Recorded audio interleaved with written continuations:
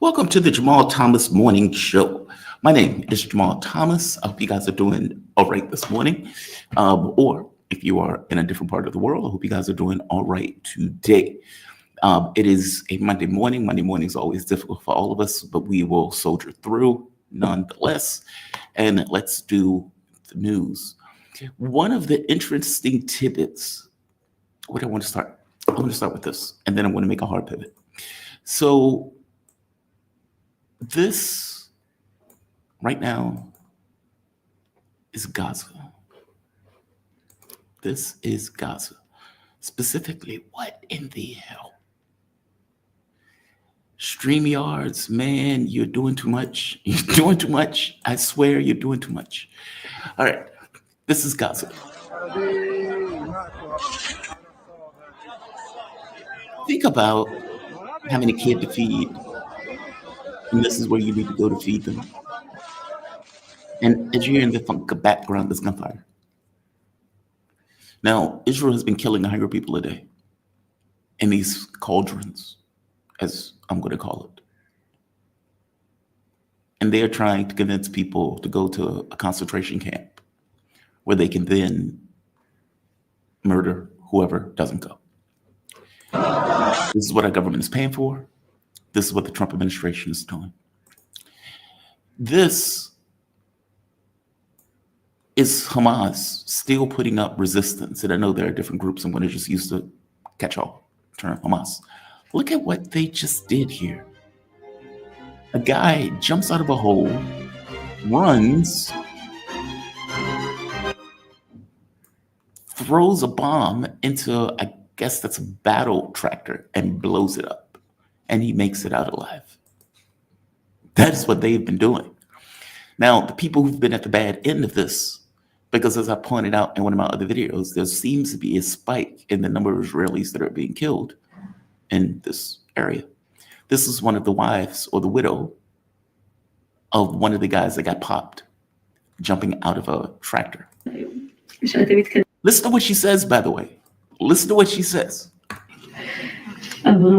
היה אחד, היה איש גדול שעושה דברים גדולים, לא פחד איתה מכלום.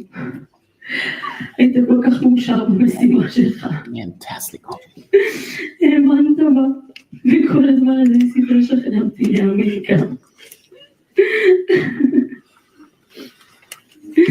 כל יום שהיית חוזר מעזה לישון איתי, היית מספר לי כמה בתים הרסת היום, ושאתם מתקדמים מאוד במשימה לסיים את המלחמה הזאת. הייתי מוכן למות כדי שהמלחמה הזאת תסתיים כבר. אני אומרת לכם, תסיימו כבר את המלחמה הזאת, תסיימו אותה. That coffee is fantastic. That coffee is fantastic. It really is. That coffee is fantastic.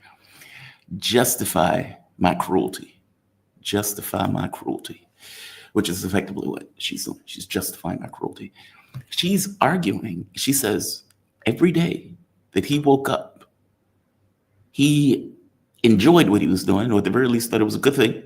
And he would tell her how many of these tanks or whatnot, or these buildings or houses that he destroyed. And he was trying to get me to also appreciate the fact that he was destroying houses. That's amazing. That's amazing. That is an amazing thing. Fair enough.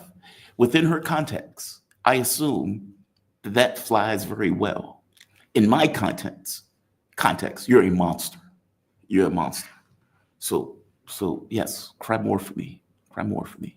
And let me enjoy my coffee as you cry and weep about your monster of a husband that went out and destroyed people's homes and destroyed people's lives, and then came back home to tell you how awesome it was of what he was doing. כמה שיותר מהר תכבשו את עזה. אין במקום לרוע טהור שרואה את האיש הכי יפה בעולם ופשוט מחליט לראות בו. אין מקום לרוע הזה שם. יש במקום רק לחיים, לצחוק של ילדים, לשמחה, למשפחות יהודיות וקדושות שחיות בשביל לחיות, שמתרגשות מכל גרגר באדמה הזאת.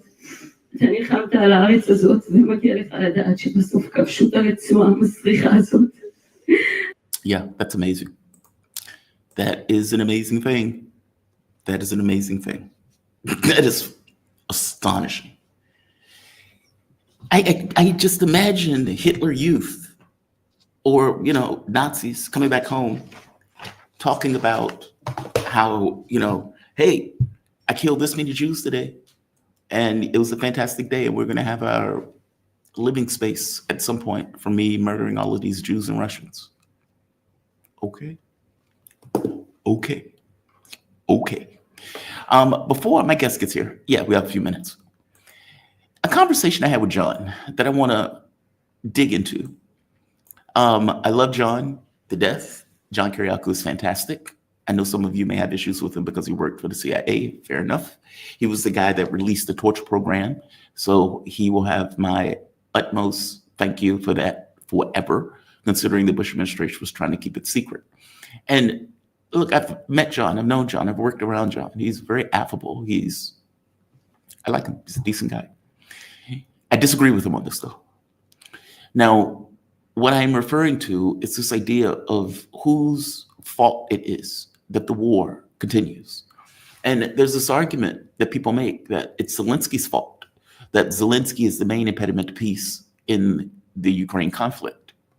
Nothing can be further from the truth. Nothing can be further from the truth. Just like in Israel, Israel is not a rogue actor. Israel is a proxy of the United States. Ukraine is not a rogue actor. Ukraine is a proxy of the United States. Some of you, or some people, I'm not going to say any of you because all of you are very astute, but some people have come to this assessment that Donald Trump wants a multipolar world. And in the context of wanting this multipolar world is trying to dismantle the way that the United States operates around the globe. Nothing could be further from the truth. What do I keep saying? Habitual liars lie. Habitual liars lie. Did Trump release the Epstein files? No, he did not.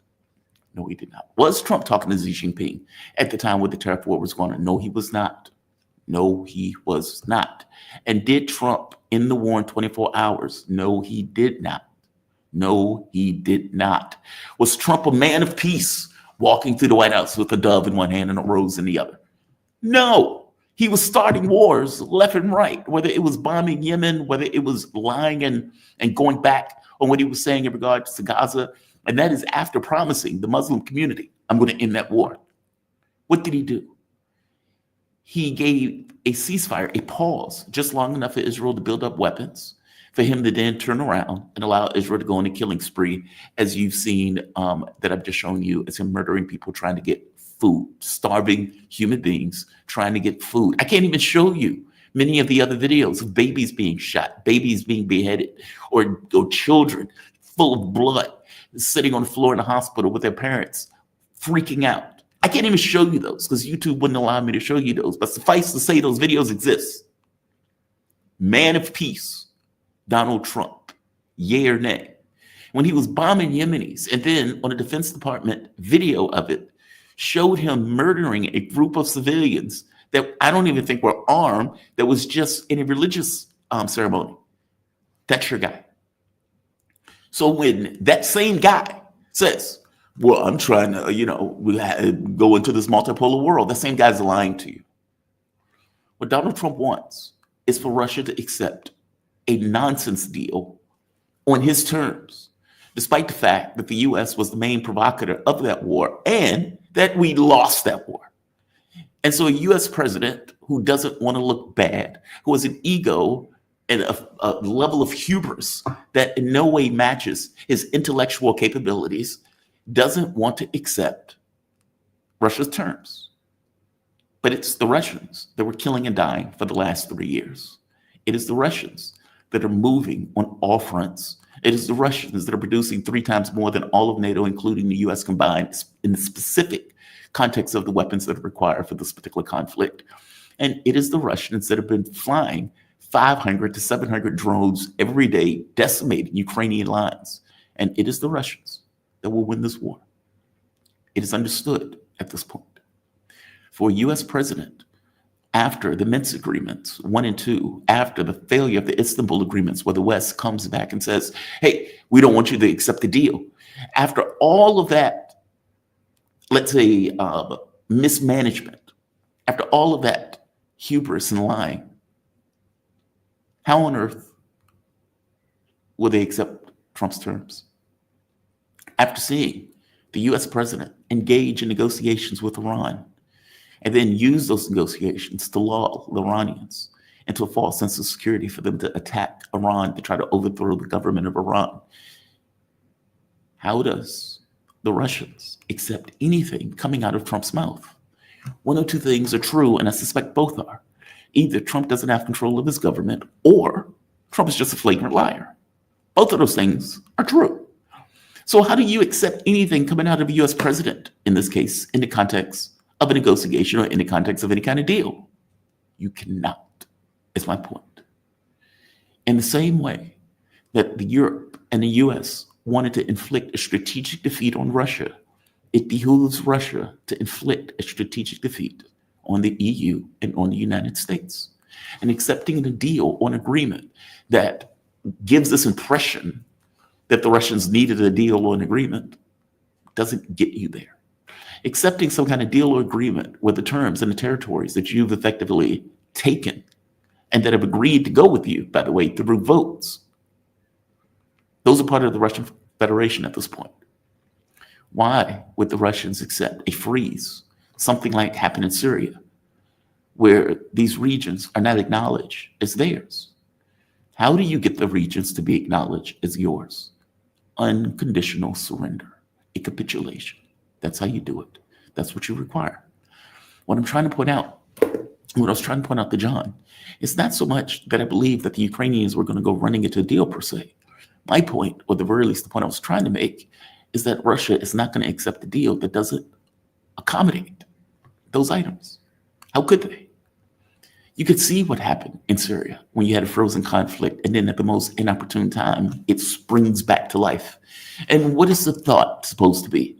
That whatever rump state that's left of Ukraine gets full of weapons, full of materials, full of spies, full of spooks. You maintain the same Banderite government that's there that hates Russia. Is that really what is supposed to be accepted? Because that is what the US is offering. When Russia points out, we would accept a ceasefire if you eliminate this intelligence, eliminate all of these spooks and whatnot that are there, eliminate this training of Ukrainian troops, eliminate Europe and you, giving weapons and filling them back up with military equipment and military hardware. And the US said, no, we're not agreeing to that. Okay. So what that means is that you want a situation where you continue to arm Ukraine, kind of like a Minsk agreements. And Russia is supposed to sit there and watch you do that. And that is after expending, let's say 100,000 people over the course of this entirety of this war. Why would they do that? Who makes that choice? Trump makes that choice. The main impediment to peace in this is not Zelensky. The main impediment to peace in this is not Europe. The main impediment to peace in this is Donald J. Trump. He is the president of the United States. He is the one that makes the determining factor on whether or not this war continues or not. If Donald Trump walks, every report coming out of Europe made it perfectly clear that Europe could not maintain this war. Every report. The mover and shaker, the Galactus, the man, the behemoth that bestrode the globe as a Galactus, in this context of keeping that war going, is Donald Trump. We provoked a war.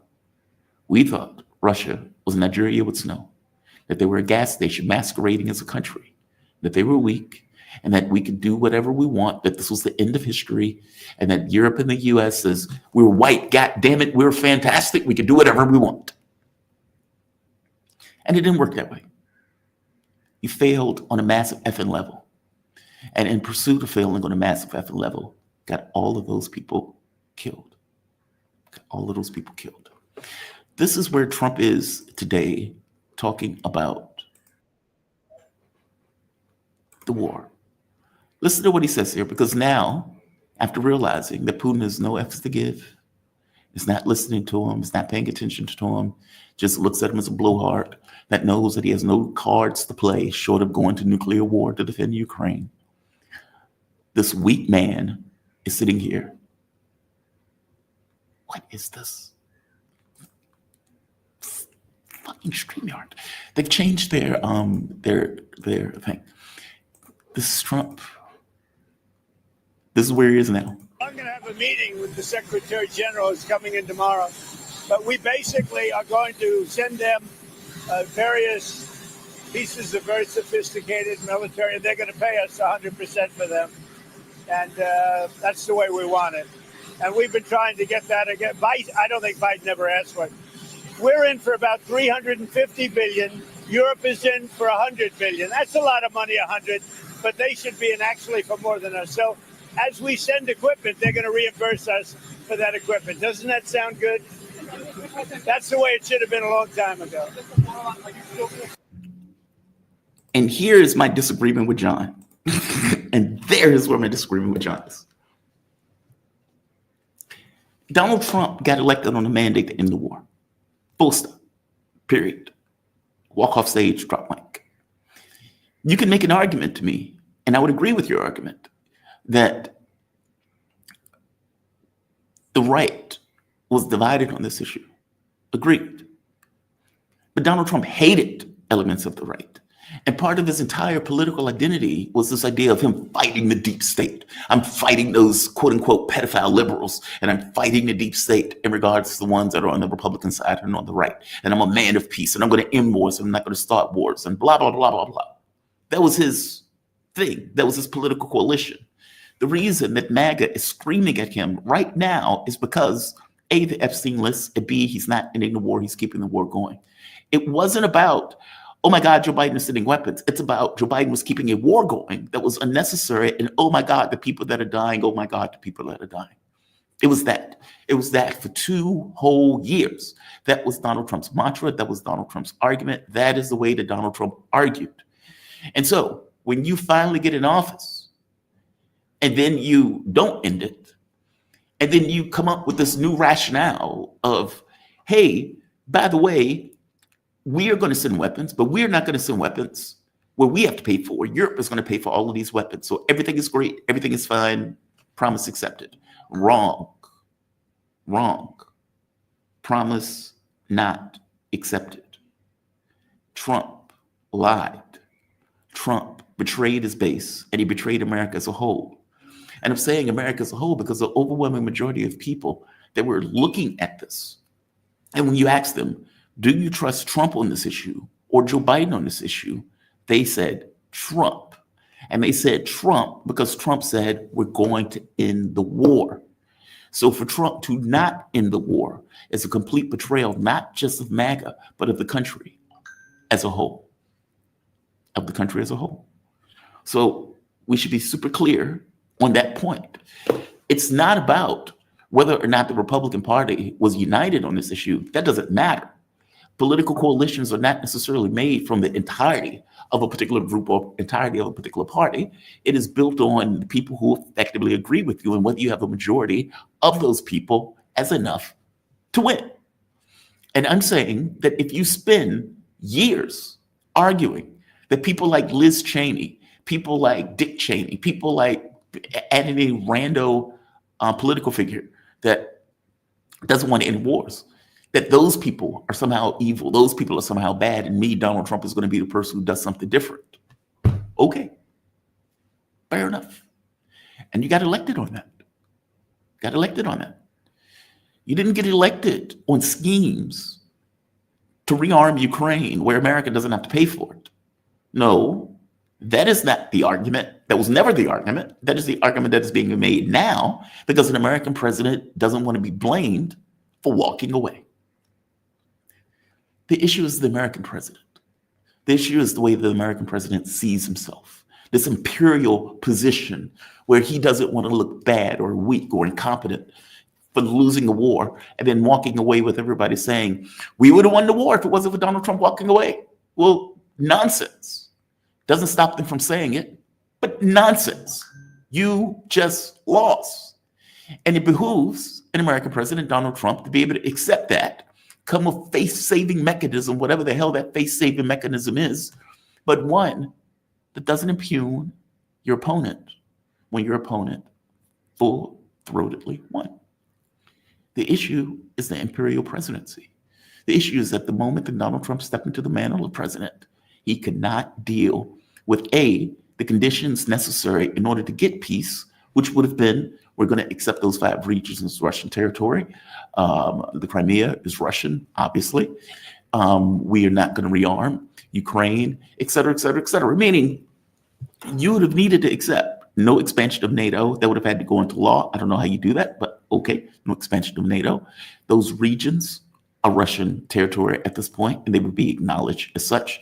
Meaning, you would have needed an American president to be able to do that.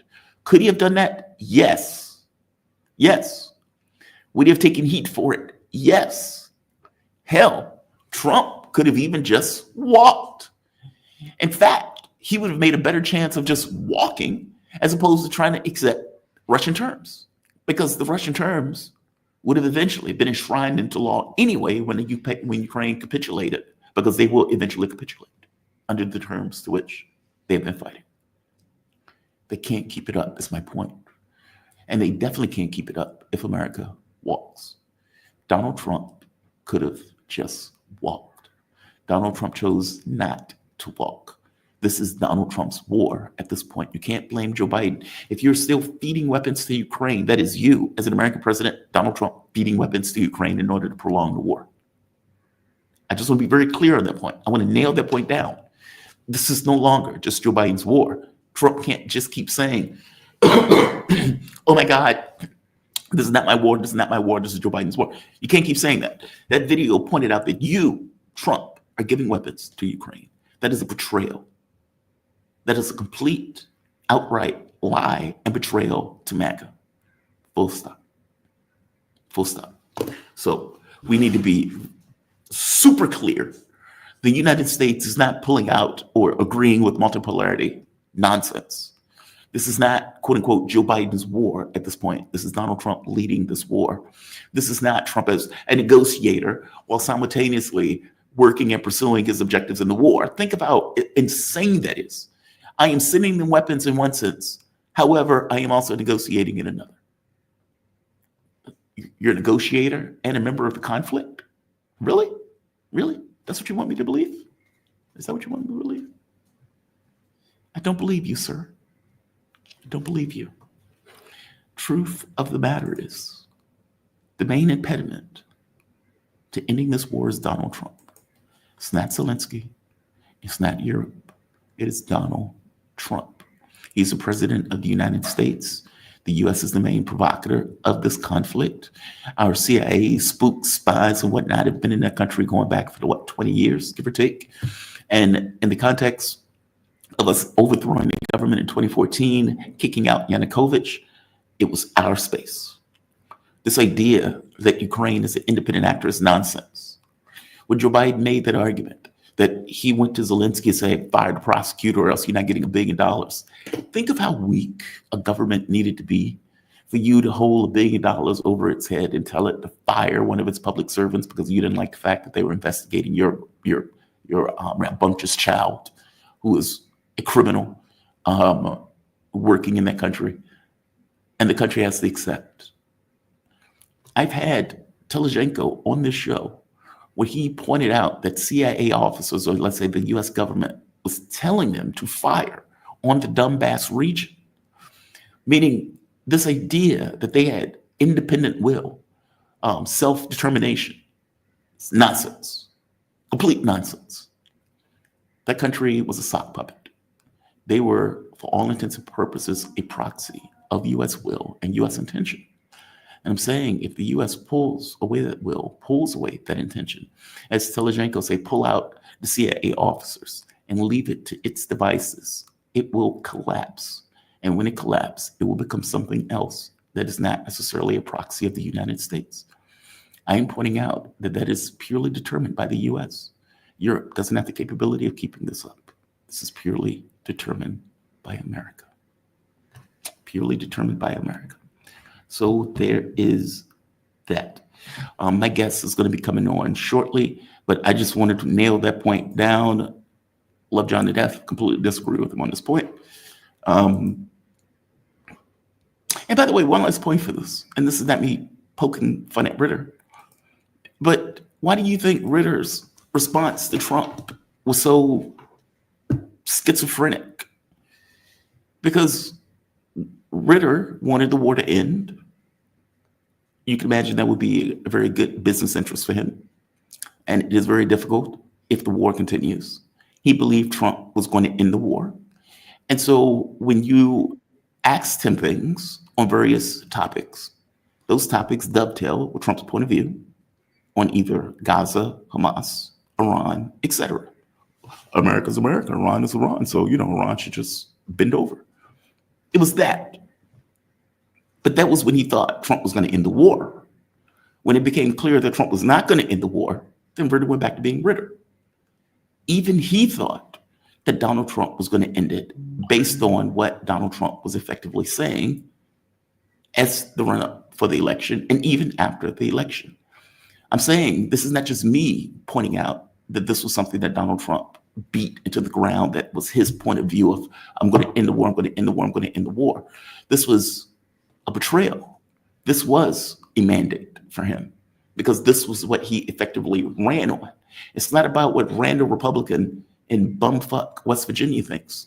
It's about what the coalition and the overwhelming majority of people in that coalition believed Donald Trump was going to do. And it is the reason why many in MAGA, not the cultists, but the honest people in MAGA who actually does want an America First policy are screaming betrayal right now. Just pointing out. My man is here. Shobhan Saxena. He is an Indian journalist based out of Sao Paulo, Brazil, in a career spanning more than 30 years. Wow. He has reported from the Times of India, The Hindu, the Indian Express, and various other publications in India. Right now, he is an international correspondent for DD India, international channel on India's public broadcaster. Shobhan, welcome to the show, man. How you doing today? You doing all right? Morning, Jamal, and morning to all your listeners and viewers. I'm sorry for being late. Doing fine, yeah. You're perfectly fine. Even the best of us are late sometimes. It's okay. It gave me time to finish my monologue. Donald Trump is losing his mind, and he is being torched. I'm sorry. He is being torched on social media right now for some of the things that he did, especially for Epstein and for the Ukraine conflict. But one of the other things that he's doing is reinvigorating his tariff war, not just on Europe, but on Brazil. But it's the reason he's going after Brazil that is the wild part. He is effectively trying to, I guess, threaten, influence, bully Brazil's judiciary and I guess government structure itself in order to not go after Bolsonaro.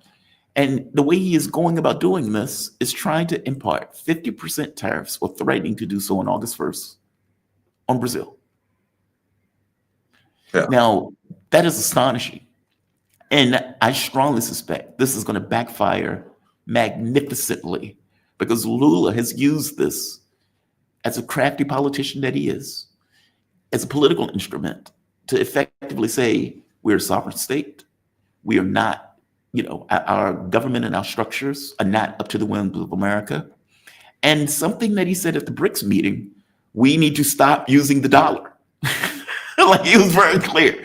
Like all of this dovetails. It's like all of that thrust of energy just goes right down that lane. Give me a take on this and give me what is being said in Brazil about this. I'm very curious. Okay, let me try to put in this news in the context of what is happening, what has happened.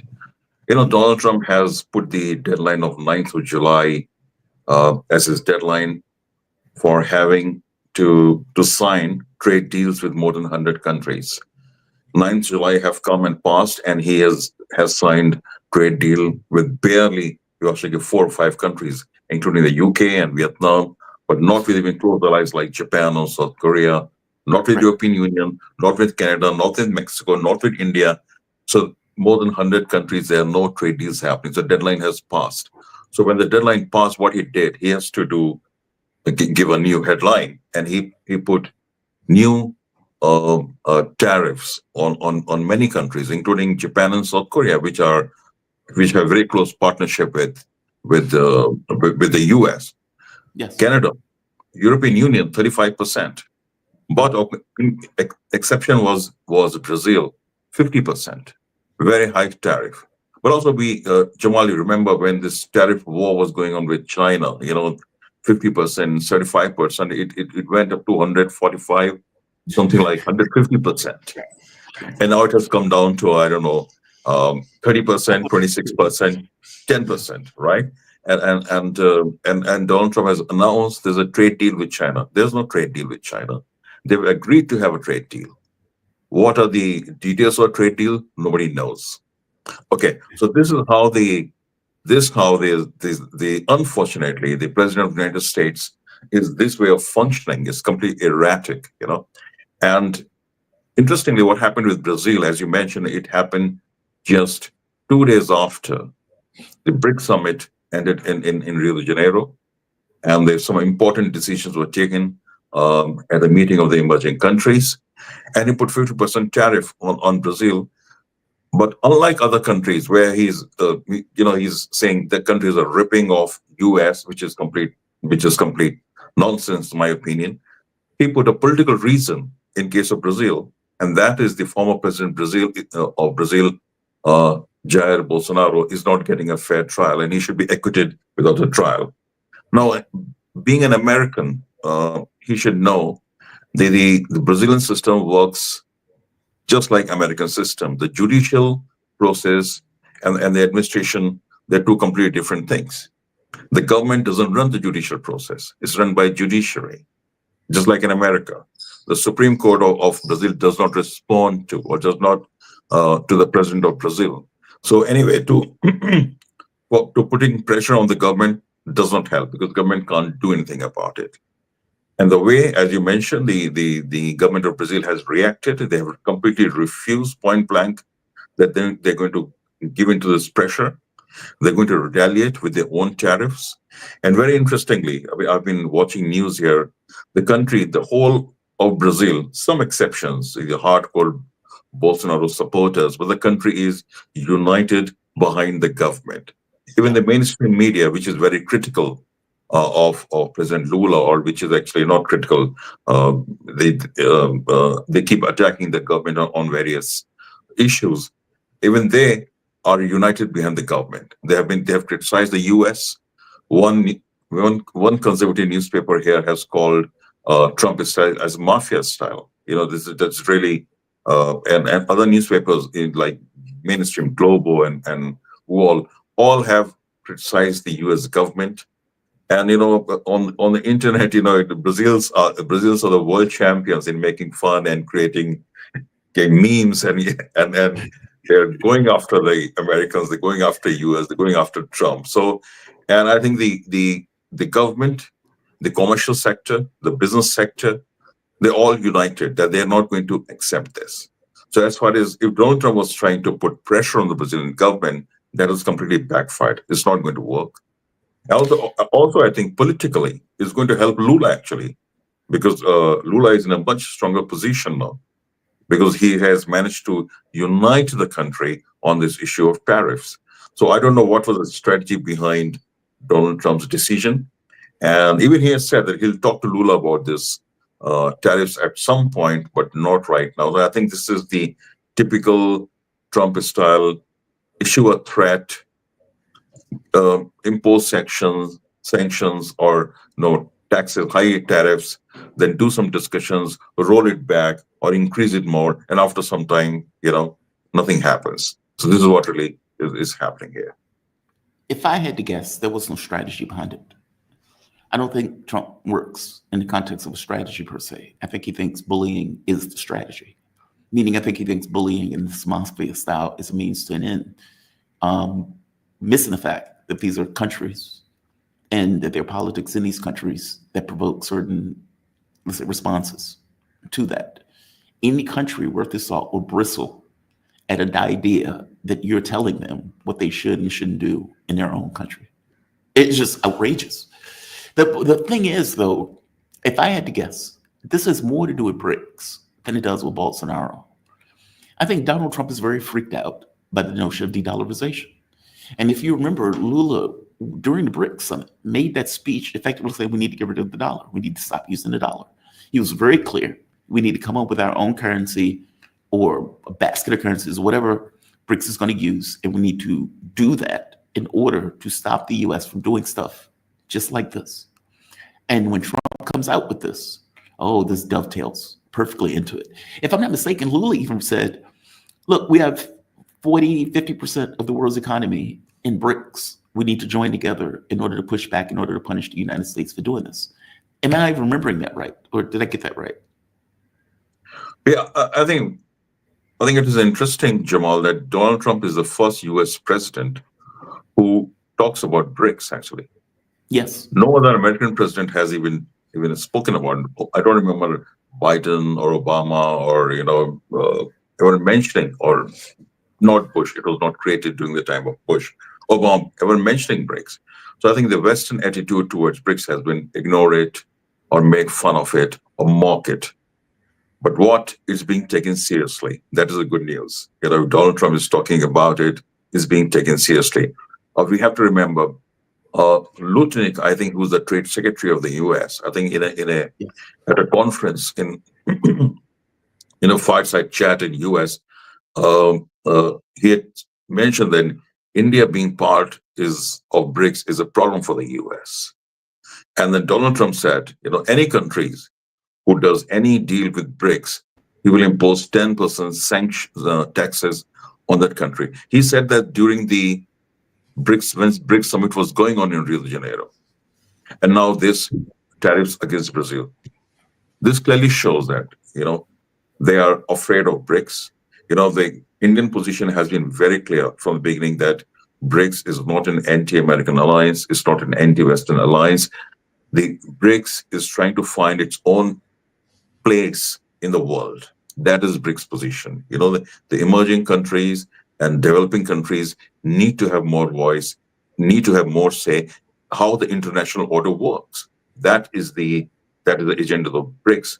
But I think there, as you mentioned, the problem of de-dollarization, or BRICS countries doing more trade with each other in their own national currencies, they see this as a threat. And he's just using this as an excuse to impose, more tariffs on BRICS countries. He's been going very, very, very strongly after South Africa.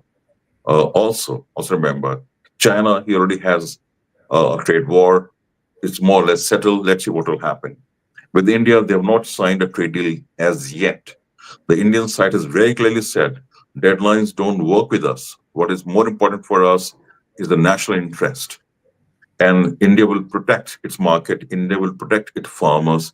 India will not so easily allow GM modified products into India. So I think there are very, very complicated issues involved here. And these issues cannot be solved by, through posts on social media, on Twitter, or, through social wherever, it really doesn't help. But, the unity of the BRICS countries, the decisions they are taking, and the implications in the future for the international financial system, also the world order, I think that is kind of creating some panic in Washington, and we're seeing the result of in the form of these kind of decisions being taken. These decisions are not going to help anyone. And the US has a surplus with Brazil. How can you have more tariffs against a country with which you have a surplus? The US is the only country which has a surplus with Brazil. Brazil has surplus with China. Can you believe it? For more than $50 billion. Yeah. Brazil has surplus with most of its trading partners because their economy is commodities economy. They sell sugar, coffee, iron ore all over the world, and they have surplus with majority of their partners. But the US has a surplus with Brazil. So if you impose more tariffs on Brazil, I think it's going to hurt US more than it's going to hurt Brazil, actually. Well, it is. The prices have gone up. Trump doesn't really care about that because habitual liars lie. And if reality doesn't line up with what you want, you just lie.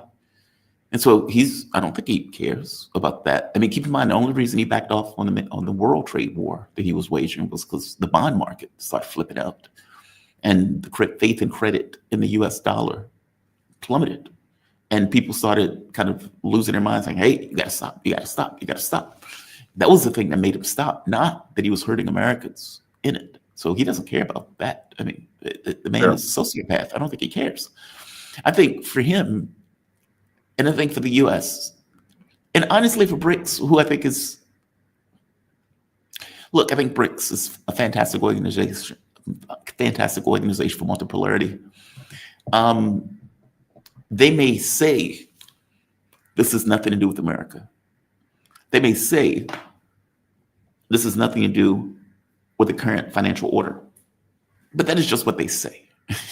They know that the only reason those countries came together, I could show you the clip of Joe Biden saying, hey, why don't you guys work with so-and-so and so-and-so? And it was basically naming the initial BRIC countries. And Joe Biden was saying it flippantly because in his mind, these countries will never get together. Their interests are not aligned. They're on different parts of the globe. And lo and behold, X number of years later, these countries come up with BRICS. Meaning, if the financial system, in the way that the financial system currently worked, was fair and just to everybody, and it wasn't based on this kind of rules-based order, BRICS wouldn't exist. Or do you agree with that? Yeah, I think also, Jamal, the most of the international institutions, they have failed the emerging countries. I mean, look, the UN. What is UN doing here? Exactly. But that's World my Trade point. Organization. Where's the World Trade Organization where tariff war is going in the world? But Shobhan, that's my point. That the reality of it is that BRICS may say, look, we are just trying to be fair to, let's say, with another point of view and a financial system and work to the betterment of the global South. But by definition of that, meaning, let's say if all of that's true, by definition, a country that believes in zero sum, meaning we win, you lose, can't tolerate an organization like BRICS. The very existence of it creates a problem. It's kind of like Iran, right? When the US is looking at Iran, it's not about nukes. It's not about, enrichment. It's about, we don't want you to breathe. We don't want your lungs taking in oxygen. We don't want you to exist. It's that we need your government to be a failed state. It's not about, how do I negotiate in the context of, I need you to not exist. And that's the premise of the negotiation. I'm saying that's BRICS for the US. We need you to not exist. We don't like being a second fiddle in this global game of economics. We don't want you taking 50, 60% of the share of the other economies of the world. We don't want it. Yeah, that's true. And I think, look at the perspective of the BRICS countries and the US, completely different. What was the theme of the BRICS summit in Rio? Development with sustainability. Now, I don't think in the US anyone is interested in development with sustainability. The BRICS leaders, they spoke about how to combat poverty, how to combat problem of food insecurity. These are important issues of BRICS countries, and I think the division exists here because the priorities of BRICS countries are different from the priorities of the United States. We have to tackle the problems of poverty, famine, or food insecurity, artificial intelligence, some very, very important accords, pacts were signed at the BRICS summit in Rio de Janeiro. So, and this is just a reaction, a negative reaction, that why are these countries are meeting together? Why are they discussing these issues? As I was saying, UN has really failed the majority of the world. The same as WTO is non-existent at the moment. IMF and World Bank, the developing countries do not have very good experience with these institutions. But BRICS Bank is something different. The more and more countries from Africa, Latin America, and Asia, they want to associate themselves with the BRICS Bank, the new developed bank. So obviously, a new kind of world order is emerging, a multipolar world that we say, and with strong poles like in China, India, Russia, Brazil, South Africa, even countries like from Middle East, Indonesia. I think the people do not talk about such countries. Indonesia is a country of 260 million people. The Indonesian president was here at the BRICS summit. Is one of the fastest growing economies. a young country, Asian country. So I think there's a kind of churning happening in the international order, these countries are trying to create something different, which will benefit them, which will benefit their agenda. That you have a young population, big markets, so you have a lot of positives also. Also, in the past 20, 30 years, we know the center of gravity of the world economy has clearly shifted towards Asia, towards East. Clearly, China being the main driver of the that engine, but also countries like India has made enormous contribution. India today is the fourth largest economy in the world. It's not a joke. So and then you have Japan has been there for a long time, and countries like Indonesia, Malaysia, Singapore, all these countries are in Asia. So we are seeing a shift, in a major shift in the focus of the world economy, not towards Asia, but also other emerging countries. Africa has tremendous potential. Africa is growing a lot. A lot of interesting things happening in Africa, also in South America. And this is you can't stop it. This is the nature of things. These countries have been suppressed and oppressed for a long time, and they have the opportunity, and they're growing, and the country is changing. So by retaliating through tariffs or taxes, it's not going to work, and it's not going to work because the countries are not going to accept it. They will protect their national interest, like Brazil is trying to do. It's very clear to Brazil that these sanctions are an attack on Brazil's national interest. And when there's a unity between the government and the commercial sector and business sector, everyone's talking the same language, and it means they understand what's happening. People understand the game, what's going on here, right? And you can't do business. You can't use these threats of sanctions with the business partners. I think this is at some stage is going to fire back. Look at Europe. He's imposed 35% tariffs on Europe. On one hand, you have the Security Pact and Defense Pact and NATO and Alliance for Democracy, Alliance for Ukraine, everything. And then you're imposing 35% tariff on them. And Macron today said, the French president, that they're going to hit back. They're going to protect their interests. And which country or which trade bloc will not protect their interest? Everyone will, and everyone should. So let's see what's going to happen. Shobhan, this may be controversial, but I'm all for it. Oh, hit everybody with sanctions. Do it all at once. Hit Europe, hit Brazil, hit Russia, hit everybody. They're talking about 500% sanctions on secondary trade of Russian oil. So India, 500% sanctions, China, 500% sanctions, Saudi Arabia, 500% sanctions. I want to see it.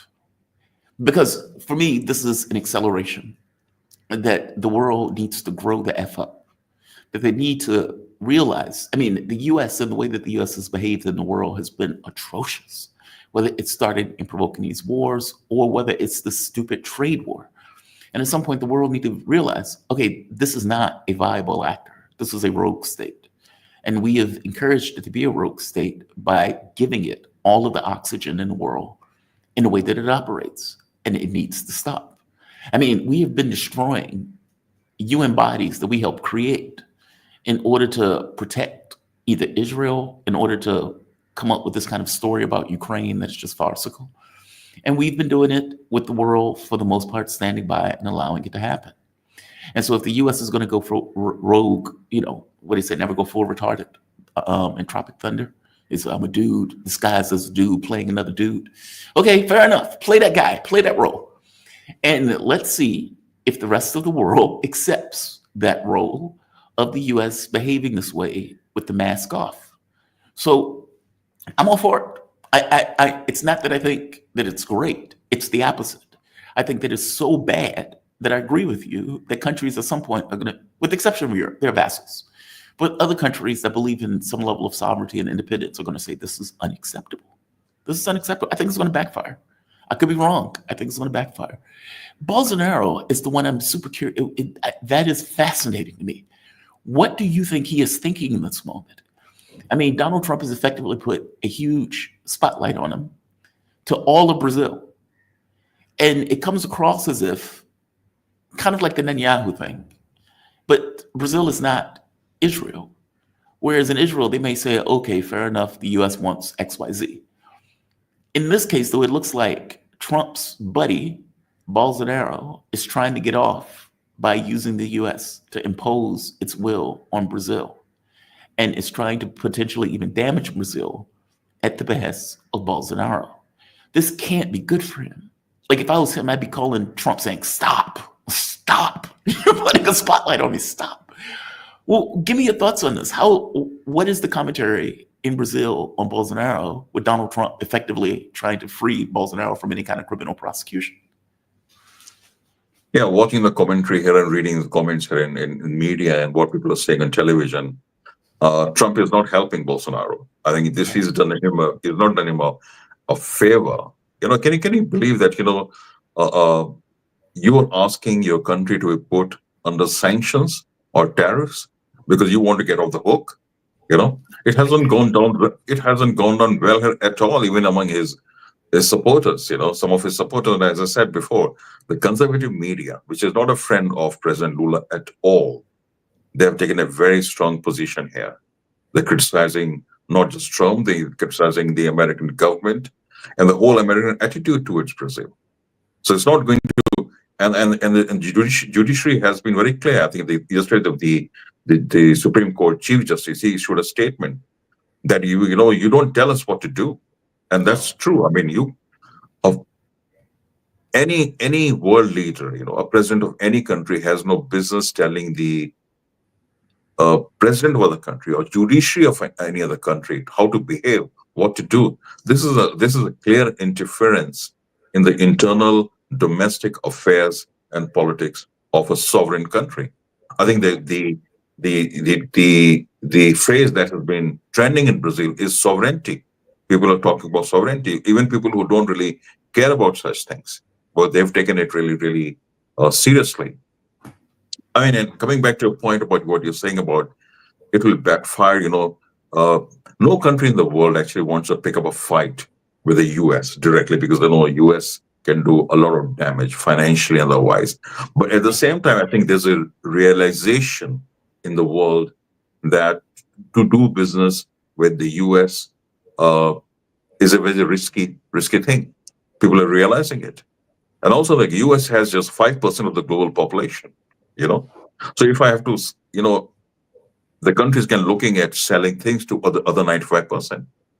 Of course, the other 95% may not have the same purchasing power as the US, and they do not have dollar. But if you think in terms of volumes, it will work, because I think in business and trade, people want some kind of reliability. If we have an unreliable business partner, which is constantly threatening you with sanctions and more taxes and trade deals or not doing trade deals, this will happen, that will happen.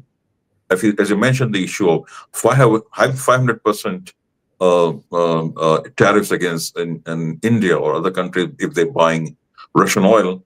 At the time when you were discussing a trade deal with India, can you believe what they're feeling about here? Yeah. How can they? So I think there's an issue of trust here. And the a very good example of this is the Chinese car BYD, the electric vehicle, which cannot be sold in the US for obvious reasons. But China is selling the car. It's so good of a car. Yeah. Yeah. Because this cannot be sold because it's so good, actually. Yeah. And that car is being sold all over the world, including in India. And Brazil, I've seen in Sao Paulo, there's so many showrooms they've opened, and people look at that car with great admiration. So you don't need to sell your car in US to be a successful business. It's a very, very big world. And I think that realization is settling in around the world, that because, you're sending ships to US, container ships with whatever, fish or fruit, and those ships are stuck on the sea because of the sanctions. So the businesses are it's happening right now with Brazil. The ships are stuck because they don't know what to do with the goods. They cannot go there. I didn't know that, by the way. Yes, just so I'm clear, you said ships are stuck at sea because they can't. Because sanctions have been announced, and they don't know what to do. They cannot come back to Brazil, and if they stay on the sea, the fish is going to go. It's going to rot. Interesting. Yeah. But this happened with China also, and this happened with other countries also, because when he once announces sanctions, by the time you reach there, and then sanctions will be in place, unless he again changes the deadline. So this kind of uncertainty, I think the business and trade people, one thing they don't like is uncertainty. The markets don't like uncertainty. They want to be, if I have shipped my goods to some country at certain price, I would like it to reach that country at that same price, not at a different price. This is going to create a complete mess. So this is what is being discussed here. And when you put such high level of tariffs against a country, you're talking of creating unemployment. You're actually hitting that country's economy. Of course, it will have an impact in US as well, because who pays the tariff ultimately is American people, American buyer, or the American businesses. They're going to receive the goods, that they're going to buy it. So it's not going to help anyone. So the sanctions are not in the interest of any country, and using those sanctions to, as a threat to interfere in the domestic affairs, or to threaten, an international group of emerging countries. I don't think it's very sensible politics, and it's not going to really help America's cause, in my opinion. Yeah, I get targeted protection of an industry. I mean, part of the reason we don't let China sell their cars here is because the cars are too good and our markets can't compete. But this is kind of ironic, because the whole capitalistic thing is we make better products when you have competition. And if your product is better, your product gets bought at a certain price point. But when it comes down to it in real terms, it's like, hey, screw that. That's theory. Yeah. In reality, we need to protect our cars. So I get it on some level, right? That auto industry is a big deal in the United States. We want to maintain it. We want to keep it. And BYD's cars are just fantastic. I mean, we sell Teslas here, but Teslas compete with BYD cars in China. And, it's okay in comparison to BYD's. But China's been able to produce a car for cheaper with more products in that car. Yeah. In a way that if we saw it as Americans, we would feel like, oh my God, is that what you're keeping from us? Like it's a fantastic car. I mean, China, man, their technological accomplishment has been astonishing, and we don't see it here. We just don't see it. If we had the opportunity to look, okay, that's a whole nother story. I was going to say, what is the guy named iSpeed or whatever his name is a YouTuber who went to China, and the stuff that he's seeing in China seems to be blowing his mind. Like he's flying in auto taxis, where you go in, you hit a button, and it takes you to your location from point A to point B. He's in cars that are parking themselves. I mean, it's just astonishing stuff. Like you're walking in the middle of nowhere, and a drone drops the delivery and then flies away. It's just amazing stuff that they've been able to accomplish in some of these countries or some of these states. One last point before I let you go. India. Got to talk about India. There is I'm not going to call it a rumor. I'm going to call it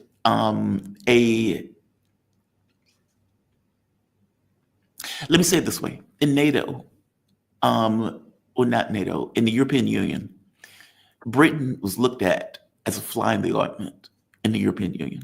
It was looked at as, okay, this is very close to the US. Britain is not even using the euro, it's using the pound.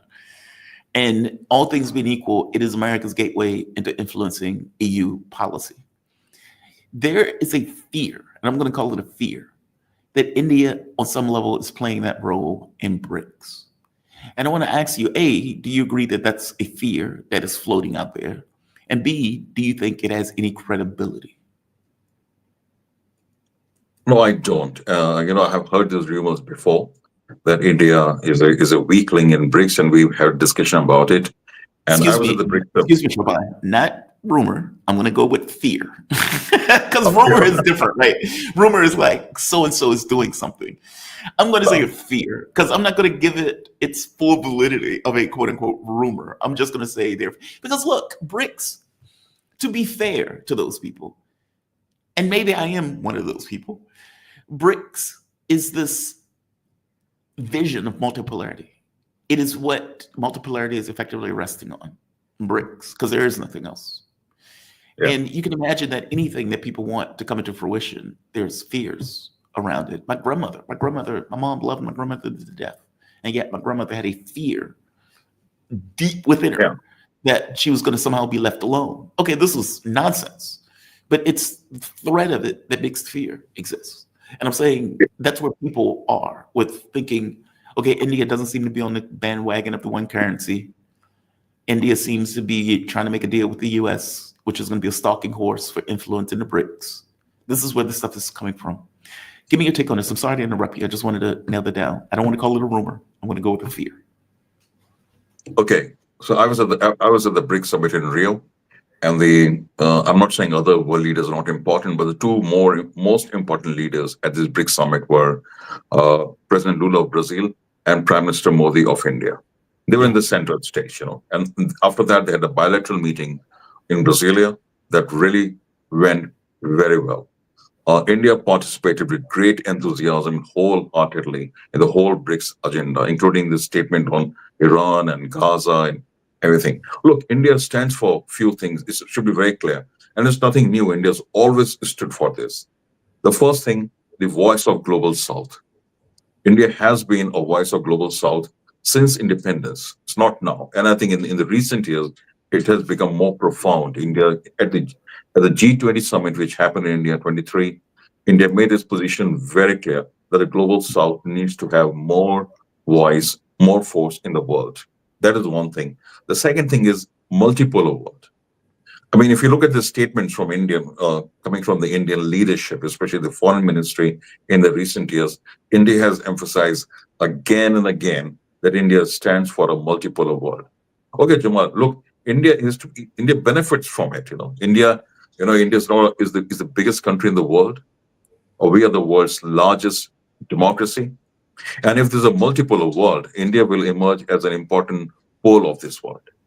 Yes. In the Western media, just before the BRICS summit, I saw some stories which mentioned BRICS as a China-backed group.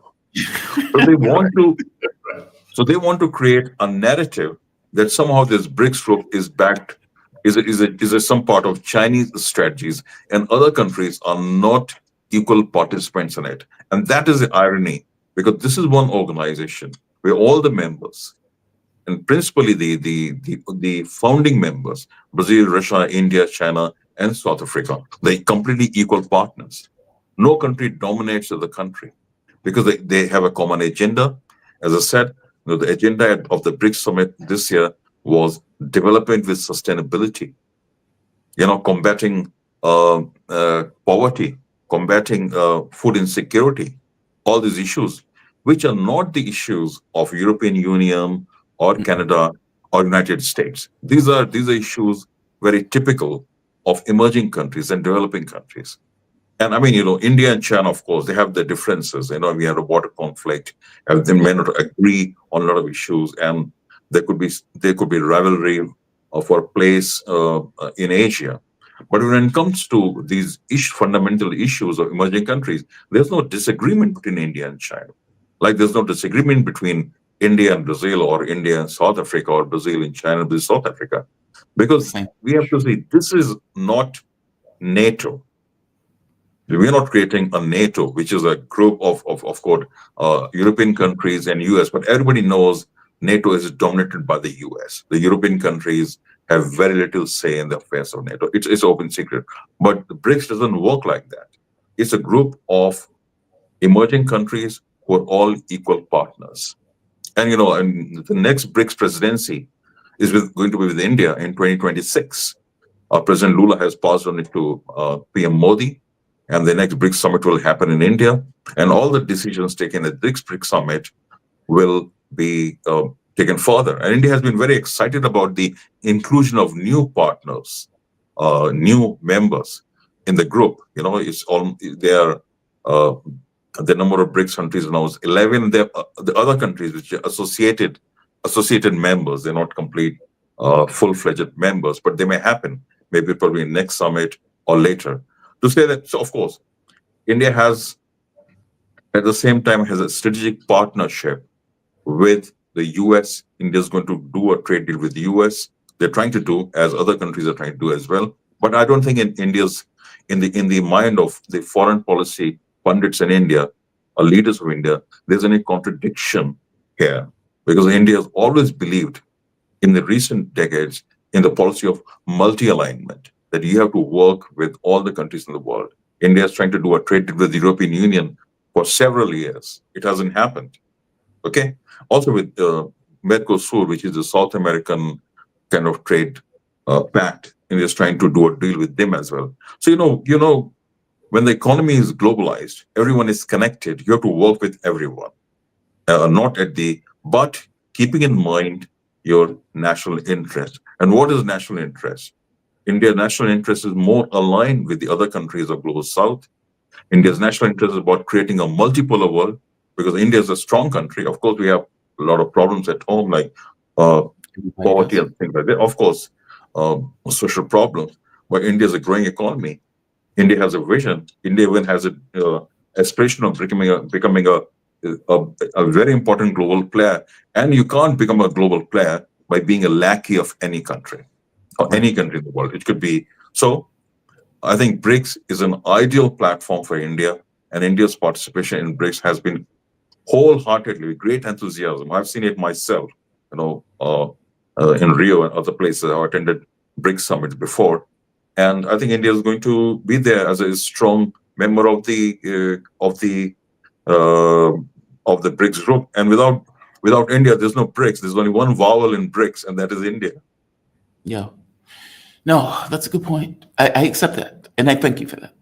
Because, like I said, that fear is floating out there. But one last point on this. Military, you pointed out that this is not a NATO organization.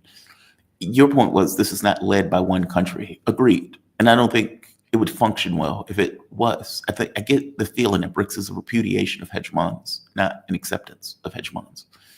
But security has to be a part of that, right? Or do you think security needs to be a part of it? I know BRICS continuously says we're an economic union, which is true, but don't economic unions require the ability to defend those economic unions, especially when it's living in a hostile world that seems to be doing any and everything in its power to destroy that union?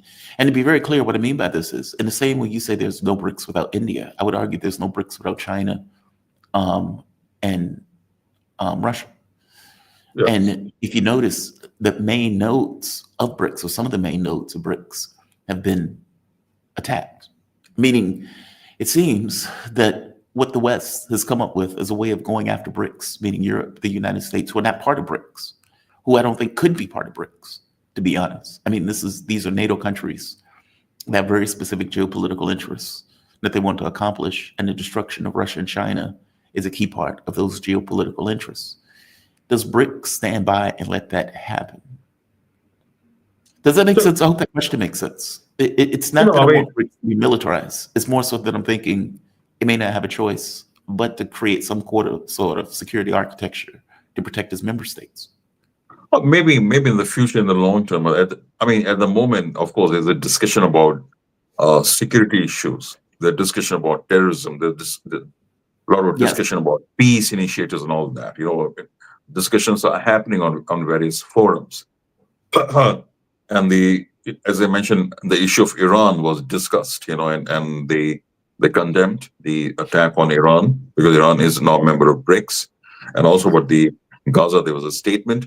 But I think if you're looking at some kind of BRICS countries creating a security architecture among themselves, I think it's too far-fetched at the moment, because when it has started in 2009, I think 2008, 2009, when first BRICS meeting happened, I mean, it was a bit about creating a new financial system, having more voice, not even political at that time. Yeah. But if you look slowly over the past, this was the 17th summit. In the past 17 years, the agenda has really expanded. It's no more just talk about the financial issues. It's about social issues, political issues. And at some point, I think there'll be more political cohesiveness in my opinion, among the BRICS countries. I mean, Jamal, when the UN session happens in New York every year, September, the BRICS foreign ministers always meet there in a huddle. They always do a huddle there. At the G20 also, BRICS leaders do a separate meeting. So, some kind of political, it is also turning into some kind of political group slowly to have a collective position, that much. But if there'll be some kind of security alliance, I think we have to see in the future. I think it's too early to say that because the group is expanding. Yeah. They're getting new members. The new members will bring new vision, new views. And I think at some point discussion will start and then they may decide about it because BRICS is a work in progress. It's not like NATO, these countries got together, just signed a pact and it's done, right? Mm-hmm. Or it's not, or European Union. The creation of European Union, took decades, Economic union. Economic, which is economic union. It's not even a military union. Yeah. I no longer know what's the difference between European Union and NATO. I mean, they sound like one and the other. It's the same thing. But to create, it takes a long time too, because there's so many countries involved, and in different parts of the world. We're not talking about. That's why the BRICS is different. It's not ASEAN, the countries in one region, or European Union, countries of one. But these are countries from Latin America to Africa to Asia. 3 continents. From Brazil, and now countries like Venezuela, Bolivia coming on board, till China. We're covering the whole world. So it's Wow. something very ambitious, but something the world needed. And I think the leaders of the BRICS countries, they realize the importance of it, and nobody is going to turn its back on BRICS. And turning their back on BRICS will mean turning your back on your national interest. Yeah, no, agreed. Shobhan, thank you for this, man. Great breakdown. I always appreciate these conversations. You are fantastic at this. You really are. And just so the audience will know, Shobhan Saxena, he is an Indian journalist based out of Sao Paulo, Brazil, a career spanning more than 30 years. He has reported for the Times of India, the Hindi, the Indian Express, and various other publications in India. Right now, he is an international correspondent for DD India, the international channel of India's public broadcaster. You be safe. Thank you for this. Have a good one, okay? Thank you very much, Amal. Thanks for the opportunity. Yeah. Bye-bye. Bye. All right. Let's go from one great guest to another great guest, the man himself, Mark Sleboda, international relations security analyst. How you doing, Mark? You doing okay today? Jamal, thanks for having me. It's always an honor and a pleasure to be on the show, and I'm alive. How are you? I am okay. It is an honor and a pleasure to have you. I want to start with, and I guess I want to ask this, because there are 3 main stories I guess I want to hit. The first has to do with, I want to get the guy's name right, Colonel Ivan Voronich, who was whacked recently. And I want to show this video because I want to get your take on this. Is this, Alexander Makaris is making the argument that this is a new policy from the standpoint of Russia, meaning they have decided that they are now going to hunt down people who hunt down civilians and murder those civilians. This is the assassination, apparently.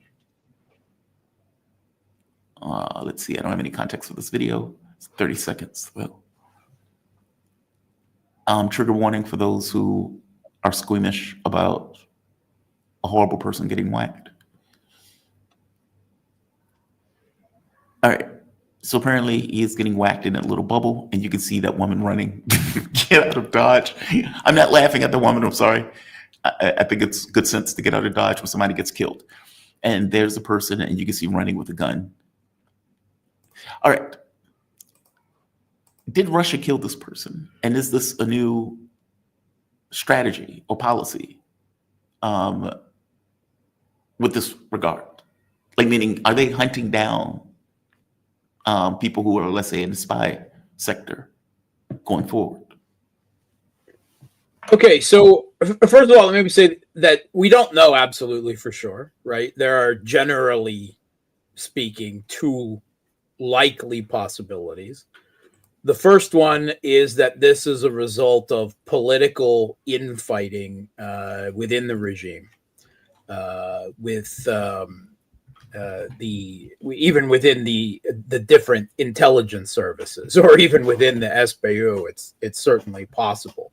The Economist actually did a fairly good piece just last week, which I also covered in one of my weekend review, about how the knives are out in Kiev, right? The Yermak Zelensky duo is attempting to consolidate power, political power, and one of the targets of that is Budanov, the military intelligence chief. Kirilu, I like the dark Budanov, the psychopath who doesn't like to appear in the light.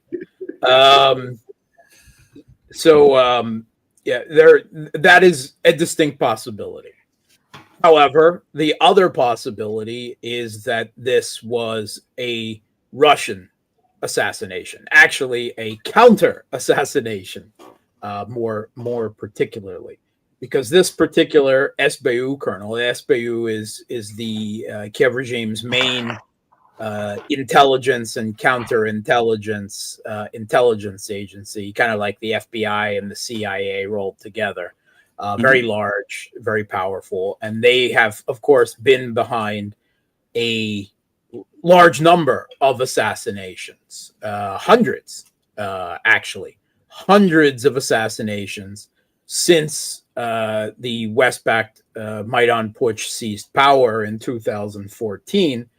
And according to the CIA's open bragging about it in the New York Times, the CIA came in and took over the Kiev regime's intelligence agencies and rebuilt them from scratch in their own image. And we can see the results of that quite clearly. The Kiev regime has been waging a war of assassinations and terrorism, in particular in the Donbass and Kherson and Zaporozhye, right? In the Donbass since 2014, in Kherson and Zaporozhye since 2022, and in the last couple of years within Russia as well. And assassinations, often with car bombings and the like, which then, bring it over into a terrorist act. And also when it targets, clear civilians. But they have assassinated hundreds of political leaders, activists, journalists. In Russia, they killed Daria Dugina, the daughter of Alexander Dugin, who was a civilian, a young philosopher and journalism student who happened to have a political opinion against the regime in Kiev, right, as her father did, and I knew Daria, right, I considered her a friend, so that was a terrible crime of this regime. But we also saw Vladen Tatarsky, right? Another, he once served within the militias in Donbass. He's from East Ukraine. And he was killed also in a bombing after he had become retired from fighting and become a war correspondent, right? And analyst of the conflict. And he was killed at a public meeting with a bomb. We've seen the assassination of several Russian generals and top military officials. All untold, particularly in East Ukraine, the number is in the hundreds, right? Politicians, officials, activists, militia commanders.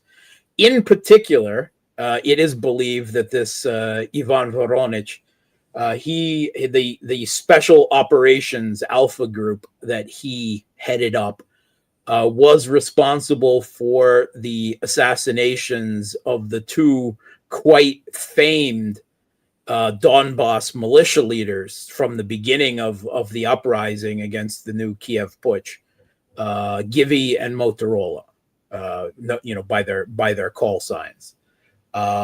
He was also involved in the Kursk operation, which included the sometimes systematic killing of Russian civilians, during the Kiev regime's invasion of Kursk. So he was probably high on their hit list. And it seems that, yes, it is possible that this is, I think even likely, I would say, a change in Russian policy to a counter-escalation, which many people in Russia, many people within the military, I'm certain the intelligence services and generally have long been waiting for, right? With these hundreds of assassinations, right, over the years, why has there been no, Russia taking a moral high ground, right, in the conflict, which has availed it nothing, because the Western media and governments just cheer on the assassinations, right? I mean, there has never been any condemnation of them. At most, they talk about them in neutral terms. Quite often, it's spoken of in approving terms, and the Western governments themselves just completely ignore them. So what does it gain Russia to take a moral high ground when their people, right, the people of the Donbass, the officials, right, in the areas under Russian control, when their own military commanders, when their own civilians, right, who are outspoken in support of the special military operation, are assassinated, quite often, again, in destructive terrorist bombings and means. So it seems that after the launch of two events, really, I would say that they began serious questioning a few months ago, when the head of Russia's chemical, biological, and nuclear defense forces was assassinated in Moscow. And he was assassinated with right outside the front door of his building, a bomb placed in a scooter, which was just left beside the building, which was, quite frankly, a terrible security lapse in the man's personal security. But, you can't protect, in a country with as many people as Russia, you can't protect everyone everywhere all the time, which is, what leads to the success of things like this. But also then what maybe drove it home was Operation Spiderweb, this launching of the drone attacks within Russia that was under the control of the Ukrainian intelligence, that targeted Russia's nuclear triad, their strategic deterrence, their nuclear capable bombers, the Tu-95s, Tupolev 95s. And that actually, it has to be said, that occurred at the same time that there was a terrorist attack on a train in the Belgorod region, specifically blowing up a bridge. Okay, that's military, right? That's legitimate. Blowing up a bridge timed when there's a civilian passenger train going overhead, that is not a legitimate military target. That is an act of political terror. And those two things that happened on the same day, right, within the same 24-hour span. So that appears to have really finally been the straw that broke the camel's back. And the chatter is that the Russian government then made the internal decision, which involved they can't just say we're going to start assassinations, right? Counter assassinations, because whatever people may think of it from the outside, the Russian government is a very legalistic regime. Now, supposedly this involves going to a secret court. And yes, secret court. Okay, but there are secret courts in the United States for such matters as well. And asking permission, to target certain people because this, assassination war has been waged against them, and this war of, I've been talking about this for more than a year. They really have to do that. I'm sorry, Yes, Mike. I they have to really, interrupt on they that really, yes, they because really we don't have do to that. do that. The president Russia- just makes No. a kill list. Okay, well, Trump, yeah, I mean, Obama too. Obama had a made kill list. Yeah, Obama had a kill list. Yeah, Putin does not have a kill list. And yes, if Russia is even in the midst of a special military operation, an intervention in Ukraine, when they're going after intelligence, military, political heads, yes, they need to get permission, internal legalistic permission to go through this, right? Now, there's been a lot of talk about changing the designation of the special military operation to a counter-terror operation. Which again means nothing to a Western audience, but it means a lot legally in Russia towards what they can do and can't do. It really is a very big, and they have not made that final decision yet. But I think that they've made, shall we say, a partial step in that direction. Okay. And now it appears that this is the Kiev regime. David Ignatius in the Washington Post talked about this a few weeks ago, that Ukraine's dirty war against Russia is just beginning, right? Well, actually, it's been going on since 2014, but it's kicking into higher gear as they are losing worse and more, inevitably, with Pentagon officials calling the Russian offensives, lava flows, right? I.e., inevitable, inexorable. Right, what they can do is asymmetric warfare, unconventional warfare, terrorism, assassinations, and that all of this would increase in frequency and severity, right, and brutality quite often. And now Russia evidently has said enough is enough, and we're going to respond, which makes it a dual dirty war, right?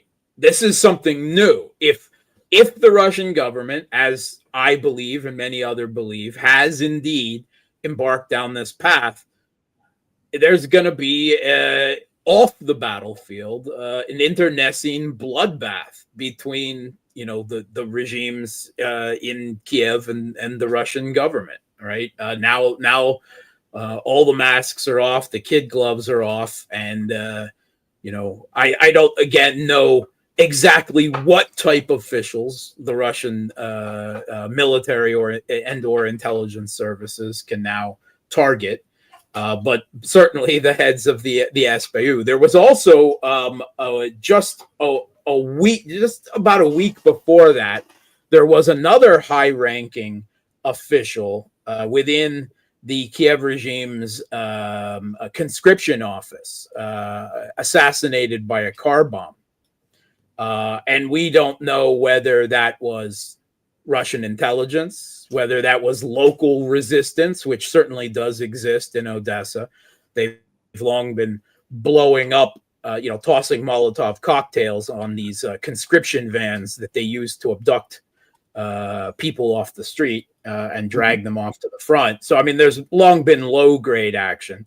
So we don't know that it is a possible another data point pointing in this direction, but we don't know for sure yet. Now, the Kiev regime is definitely saying that this was a assassination by people acting on behest of Russia. Supposedly, there was a man-woman team, and from again, this is only from Ukrainian sources, so take it with a grain of salt.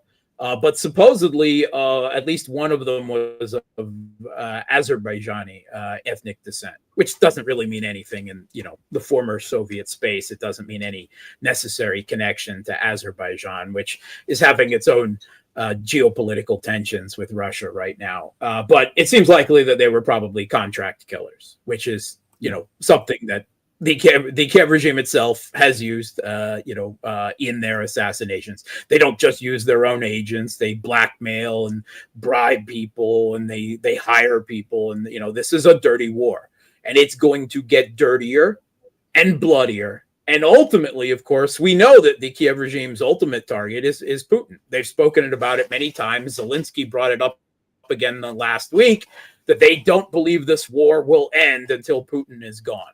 And they've been quite open. The Kiev regime's military intelligence chief, Krylo, I like the dark Budanov, has said that they've made several assassination attempts against Putin, just none of them have succeeded. And all I say is, if nothing is impossible, particularly when they have the planning and backing of Western intelligence agencies, that if they happen to assassinate Putin, and that's a far what if scenario, well, God help Ukraine then, because no one else will, right? That will definitely be the end. I mean, the very name of Ukraine will be erased from the history books, right? After that. I mean, that there will be no Ukrainian, not only will there be no Ukrainian state, but there would be no Ukrainian nation after that. I was sitting here thinking to myself, I was like, they should be praying and thanking God every day that Putin breathes, because whoever takes over after him, man, that seems like a horrible idea of ideas. Yeah. I am curious about something else. Do you think these internecine dirty war, as they call it, I love the way we name these things as human beings, dirty war. Do you think that this is the ultimate objective? That all things being equal, Europe knows, or whatever Trump knows, Europe knows that Ukraine is toast. And part of the reason and rationale that they want to keep the war going is effectively to get Russia to forcibly take it entirely, even the West, with the idea that they can have this dirty war proceeding after. Meaning, if your objective is to bog Russia down for, let's say, a decade, ending it with some kind of deal is not the way to do that. Ending it. And give me your take on that first before I move on to something else. So I mean, this is unquestioned, and this has been reported on in the Western media, that before Russia's intervention in the SMO was even launched in 2022, the U.S. was training for Ukrainian forces in the United States for a guerrilla war against Russia, right? Which is, what such a dirty war would inevitably be. So, I mean, that's not even a question. We know that this was definitely their plan B, and that they were preparing for it, even before Russia's supposedly unprovoked, active aggression, as they call it. The U.S. was already laying the groundwork. That is not a secret. That is open in the Western media. They discussed it, right? It came up as Russia. It came to public view after Russia's intervention, but it was, made clear in the reports that this started well before then. So they've been laying the groundworks for that for a long time. It also means that, let's say, a year, 2 years down the road, Russia takes Kiev, is forced to go all the way to a second government is set up somewhere in West Ukraine. Russia is then forced to go into West Ukraine another year. Let's say Russia reaches the Polish border. It doesn't stop then. It just means that the dirty war continues as a guerrilla war out of Europe, out of Poland, out of Romania, which is why I said back in February of 2022 that this is going to be a forever war, right? It doesn't always mean that it will be a hot war on the battlefield. There could be periods of frozen conflict. There could be guerrilla war. There could be the if you want to call this dirty war, there could be phases of hot war, but that there will never truly be peace again in Ukraine, for probably for the rest of our lives at a minimum. And that certainly looks like where everything is going. Hate to be the black pill Cassandra once again, but you're fine. You're fine. Because otherwise, I don't see what the point of it is to keep going. Like, it's obviously a loss. Ukraine is obviously no. You stop thinking in binary terms. There is no winning or losing. There is a geopolitical game, right? Russia won the war on the battlefield in Syria and lost the peace a few years later. This is not They Syria. pulled it right out Not from Syria. under them, right? Yeah, but this is not Syria. That's far from the only example, right? They don't always think in terms of what does winning even mean. Does winning mean that Russia takes the Donbass and the Kherson and everyone signs a surrender paper and then there's like some type of Korean demise? Doesn't mean Russia goes up to the Dnieper River. Doesn't mean Russia takes Kiev. Doesn't mean that Russia goes to the Polish border. Does that then dovetail right in 5 years down the road to another Russian NATO conflict, which Europeans openly say that they are now preparing for, right? They're quite open about the necessity of rearming because we're going to be fighting Russia ourselves in 5 years, right? Obviously planning on that themselves. Yeah. So there isn't winning or losing because the terms of winning and losing are very amorphous in this regards, right?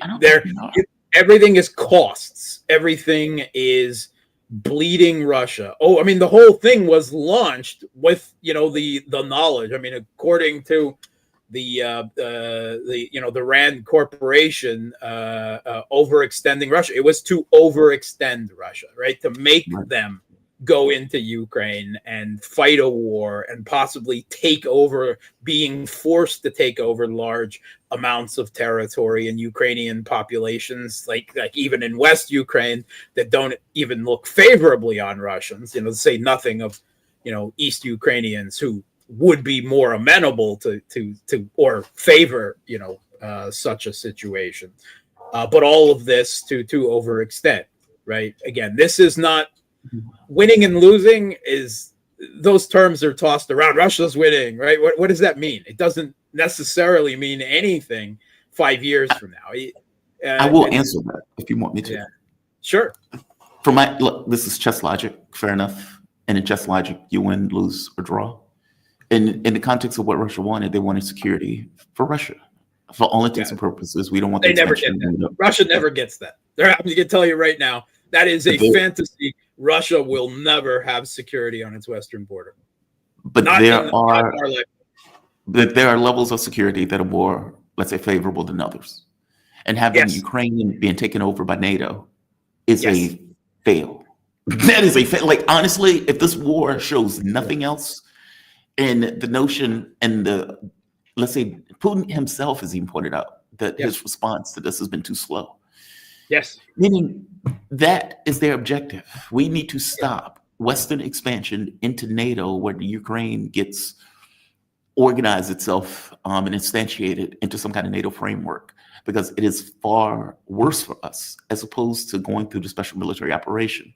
Meaning they have to win that special military operation. I know you hate that word, but what that win means, fair enough, is very dodgy. Yeah. Agreed. Fair enough. But clearly, that's a better alternative than having Ukraine then taken over by NATO. Yeah, and we're not even talking necessarily NATO membership, just NATO having de facto control over Ukraine and using its resources and population and territory, fashioning an ideological anti-Russian Banderite regime that would turn the whole population into proxies to fight Russia. When this conflict first started, I was decidedly vocal against the idea that Russia would ever go as far as into West Ukraine. Now I see that as the least bad of bad options for Russia, because the alternative is so much worse. Right, the creation of a NATO proxy, anti-Russian warrior caste, of West Ukrainians. Right, maybe something like the Sikhs once became for the British Empire. Right, that type of is something that is simply in security terms unacceptable. Now, does that open Russia up into a whole new host of problems as the eternal security dilemma, right, of security studies always does? Yes, it does. But That's that's the rub. You never ever get, complete security. There are certain situations, but those are too horrible to ever contemplate. Yeah. That is, again, least bad of bad options. That's where And to Russia point is. out, Rand can write down whatever he wants. Writing something down is one thing. Doing it is different. Yeah. And Well, the they've idea- been, if you go down their shopping list, though, of how to overextend Russia, you can quite clearly see that every single one of those things has been acted on in the last decade. Every one of them. I agree. I just don't buy the premise that Europe is going to be able to organize itself into a Russian fighting force. That's I agree with you. I think that Europe is a bunch of small yapping dogs. Yes. And with no cohesion, no organization. They can't, until they have a unified military industrial complex. They themselves will never be a serious existential security threat to Russia. And behind it all has always been the U.S., right? The specter of the U.S. as part of NATO, setting up shop and driving everything, right? When the hegemon drives Europe, well, then you can get some things done, right? But still, even then, the U.S. has always done and will always do the heavy military, lifting in any such situation. And a perfect case example of that is Libya, right? Supposedly Libya, the U.S., Obama was going to stay out of that, and France and the UK were going to take care of everything, and they proved utterly incapable after months of even bringing down a third-rate, regime, in Libya, and in military terms at least, they actually had quite a good living standard and social benefits in Libya, but not anymore. And the U.S. had to step in, and NATO came with it, right? All of the bureaucratic and resource tools of an official NATO operation. And then they even had to go further, and Middle East countries like Qatar had to get involved on the ground to finally bring it to a conclusion. But yeah, I have another thing that has occurred over the last 3 years is I have lost all what little I had, respect, and lost all fear of a European military capability. Yeah. The other story I wanted to get to is what seems to be a propaganda campaign aimed at creating divisions between Iran and Russia. Yeah. Now, I saw this during the war. I saw this after the war. There was talk about, the Russians didn't give them the S-400s. The Russians didn't give them the fighters. There was that part that kind of seems the way where it started. Now it has morphed into Iran has been closer to China. Iran is going to get Chinese weapons because they couldn't get them from the Russians. And the Russians are unreliable. The Russians can't be depended upon. And even going as far as saying now that Russia backs Trump's proposal and wants Ukraine to give up enrichment. Now, I saw that story, I say BS. As soon as I saw that story, I was like, okay, that's nonsense. I don't buy that story. But sources in Axios said it's true, Jamaro. Which sources in Axios sources said a lot of familiar with the matter? Axios. Right.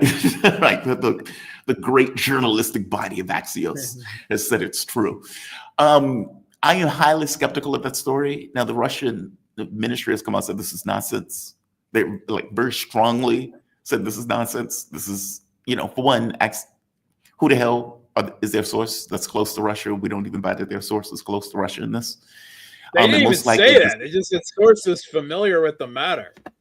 Those are sources coming out of the Trump administration that is throwing chum into the water. That's what that is. Yeah. Okay. But give me your take on this. What's going on with this? Do you think this is some kind of orchestrated media campaign to drive a wedge between Russia and Iran? And by the way, I want to hit on something on this, because on some level, it's a vacuum that has been left that Donald Trump is filling with this nonsense. But give me your take on this first. Yeah. I was actually asked this just right when I was, it had just been breaking. And Nima asked me this on his show this weekend. And I was cheating like, on me, what? Mark? Cheating on me? What? Cheating on me, you bastard. No, I'm sorry. Go ahead, please. How many other interviews do you have today, tomorrow?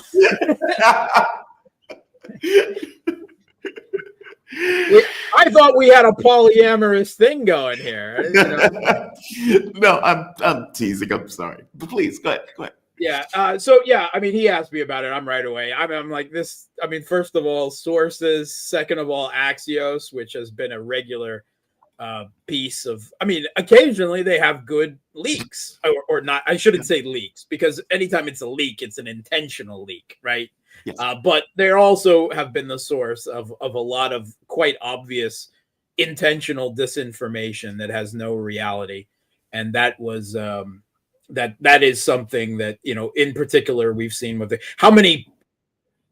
Russia is about ready to sign a ceasefire, and we heard reports that Gerasimov was talking to Zaluzhny, and all of these other ridiculous stories that have come out that prove to have no truth. And we're once again this type of muddying the waters with often unclear motivations. But yeah, I agree with you. I detect that certainly part of the rationale is doing what they can to sow distrust between Russia and Iran. I mean, always between Russia and China too, but they haven't been very effective in that. But there still is obviously distrust between Russia and Iran, right? And we've seen that, you know, when, at least according to Putin, and I've not heard any Iranian official who ever challenged this, that Russia, in their strategic partnership that they just signed, you know, that they just came into effect with Iran, that Russia had offered them a mutual defense pact and had offered them air defense cooperation, like very intensive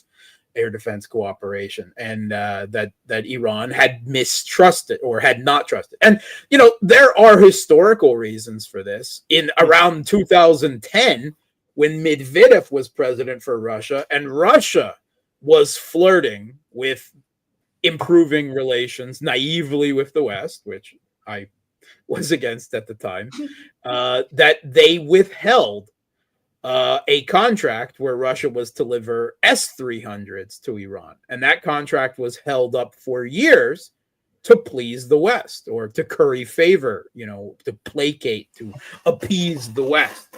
And I said at the time that was a huge mistake. And, you know, here we are now. And Iran, you could say, yes, historically, they have good reason to mistrust, even within, you know, the living memory, the leadership that in one form or another is still, you know, in power in Russia, because Russia, Putin was prime minister at the time.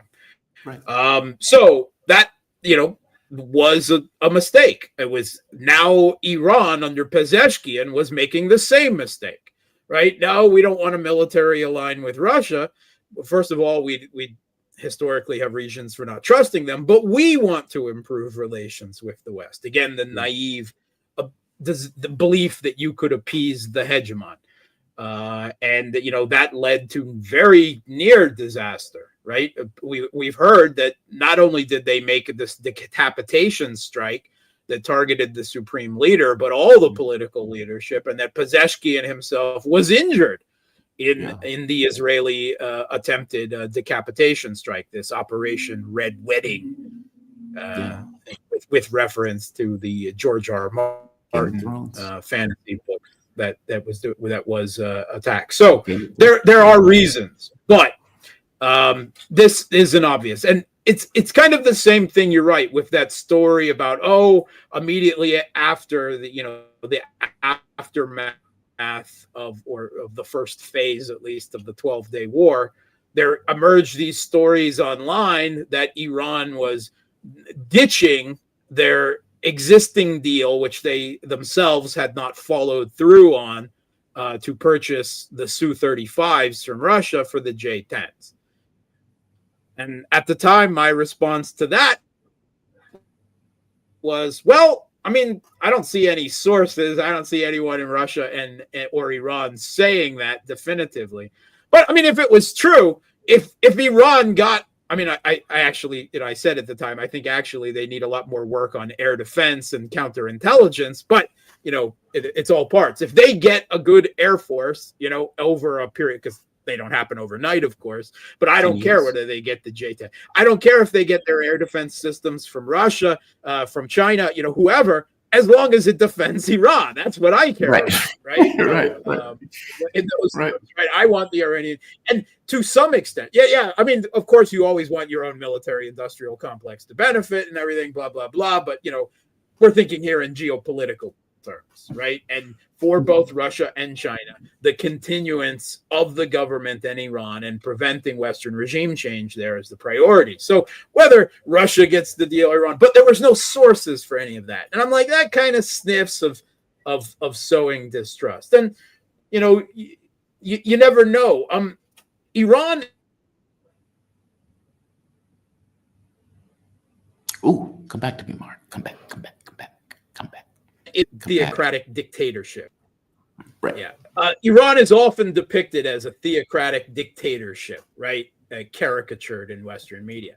But they honestly have a bewilderingly complex political system with checks and balances, the likes of which you can't believe. Lots of political infighting, right? Lots of factions, lots of, we want to improve relations with the rest. We want better relations with Russia. No, we want relations with China.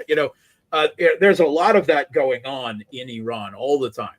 And little things like this can, sometimes drive, be the butterfly wings that drive larger mistrust. They really can be. And so that's what I see here is an active campaign to sow mistrust between Russia and Iran further, because that is to the West's greatest benefit. The thing that they fear most is a strong, trusting alliance between Russia and Iran, or between, I should say, a tripartite between Russia and China and Iran. Why hasn't Russia come out and been more vocal about, yes, Iran is a sovereign state. If they want to enrich uranium, they can do it. Why is the U.S. involved? Is it because Russia wanted to make their own? They have said all of those things. While Israel was attacking Iran, right? They said all of those things. That Iran is a signatory of the Nuclear Non-Proliferation Treaty, that they have the right to a civilian nuclear program and to enrich uranium under the Nuclear Non-Proliferation Treaty's terms and wider international law, and that Russia is the country building some of their nuclear reactors, Bushehr, and they're now working on the expansion of Bushehr, right? So, I mean, Russia has been, it's just not been reported in the West, right? That's not a sexy thing for Russia to be reported to say that. But Russian officials of all stripes have said those things, right? That Iran does have that right. That, hey, they actually, told Israel, don't you dare hit our guys in Bushehr. In fact, we're probably going to send some more there. Don't you dare do that, right? And that's where it was. And if you'll notice that when things were about to break one way or the other, and then Donald Trump eventually declared victory and flew away, it was to Moscow that Aragchi was making an emergency trip to speak to Putin, right? Not to Beijing. Yes, that's true. That's true. That's true. We don't know what they said in that conversation, but that's true. No, we don't. We have no idea what they said in that conversation. But we do know that Putin just a day or two before was saying that, we want to help them, but they're a hard country to help sometimes. I mean, that's literally the way he put it. Right? They've got their pride, they've got their sovereignty, their independence. They're hard to help sometimes. And he was obviously a little ticked, from some of the same things that you and I certainly have both dealt with online. Why Russia doesn't do more to defend Iran, right? I'm like, well, first of all, okay, so we only know, hints and suggestions from Putin and others that Russia offered a mutual defense treaty. But I will tell you right now that Russia saved Iran. Russia Did they? Explain. saved- You got to explain that. Explain that. because in the conflict in Ukraine that the US's blitzed through their inventory of air defense missiles, of PAC-3 interceptors for the Patriot. It just blew through those, handing them off to Ukraine. And then a bit more, of course, with the Houthis and everything. And the U.S. could not continue this war. I mean, much less Israel. But Israel, I see. Right? That's why they had to ask for a ceasefire, right? Because they could not defend Israel from Iranian missiles. And they could not defend their own military bases, as post facto some of the details have come forward of that. Yeah, it looks like Iranian missiles not only hit those bases but took out some important radar and reconnaissance objects. They couldn't. Yeah. Why? Because they had exhausted their air defense inventories nearly completely already in Ukraine, right? And that their production capacity couldn't ramp up. So yes, that is a contextual, Russia saved Iran. But it is also very true, because if they had those air defense inventories, I seriously do not think that Trump would have reversed that, why not regime change in Iran, make Iran great again within such a short time. Yeah. You go after one, you expose yourself to the other three. That is, even though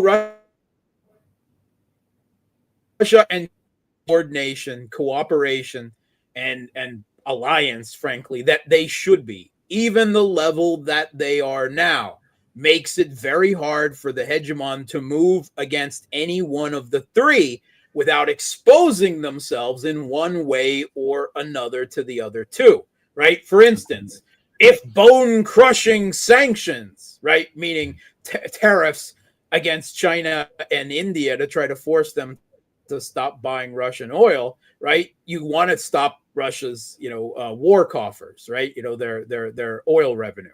But then you open yourself to another all-new trade war with China just after you sanction the other, and you threaten your geopolitical relationship with India, which you've been trying to coax into being proxies against China. It all rolls together. You can't go against any one of the three without exposing yourself and whether. And Kellogg said this quite openly recently. It was just over a month ago in an interview. He said that once, this is the new geopolitical reality, he said, once we could deal with Russia and China and Iran and North Korea separately, but now we can't do that because they're all coordinating with each other. And he was saying that in the context of why now U.S. needs to shuffle the burden of conflict with Russia off on Europe. And he's talking division of labor and so forth there. But it works the same way, of course, for Iran. And that's your own problem. By going after all of these countries at the same time, instead of doing the great power balancing of realist international relations theory, right? Where you say, well, our primary India is China, so we need to woo Russia and get them on our side. No. The Biden administration was quite clear. It was, Blinken talked about it openly. It was good to be in concentrated foreign policy opposition to Russia and China and Iran all at the same time. Well, as Biden once said quite famously about the idea of Russia turning to China and Iran, right? Good luck with that in your senior year, Biden, you dementia. So right? Because you created this situation, because these three countries with very different political systems and religions and cultures and civilizations have been pushed together because of the hubris and overreach of the U.S. hegemon. You think these people played stiff You're supposed to be buddies with one while you attack the other. I never did. I mean, I hate to say how much of my realist, logic is formed by playing these utility maximizing take over the world games. Right. But I did spend a good part of my teenage years playing a lot of them, and I always fall back on that logic. Sorry. Logic is logic, man. You'd be surprised how much just logic comes into play for this stuff. One last thing before I let you go. This is Trump, and listen to what he says here. This is apparently his new strategy. I'm going to have a meeting with the Secretary General who's coming in tomorrow, but we basically are going to send Secretary them General of NATO. pieces of very sophisticated military, and they're going to pay us 100% for them, and that's the way we want it. And we've been trying to get that again. I don't think Biden ever asked for it. We're in for about 350 billion.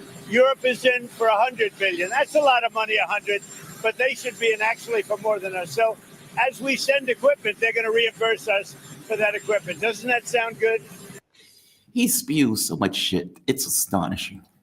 He's like a shit spewer machine, like those snowblowers. All I gotta say is, you MAGA suckers, suckers. Yes, you don't believe that Trump was ever, at the end of the day, going to do anything more. Now it's the sleight of hand. Oh, we're not paying for it, so it's okay. NATO's going to pay for it. Oh, wait a minute. Who's the single biggest contributor to the NATO budget? Oh, yeah, that's the United States. Oh, my bad. But regardless there, right? The war, the West continues the same failed Biden administration policies of arms and sanctions. But sanctions haven't broken the Russian economy yet. In fact, arguably, they've only strengthened it. And when it comes to weapons, what weapons, Donald? What weapons? You got to send them 10 Patriot interceptors? Good. That's air defense for 15 minutes over the skies of Kiev. That didn't really bring anything down anyway. Good luck with that. And they're talking long-range missiles, right? That's what they're talking now. JASSMs, probably, air-launched cruise missiles. What are they going to be launched from? F-16s?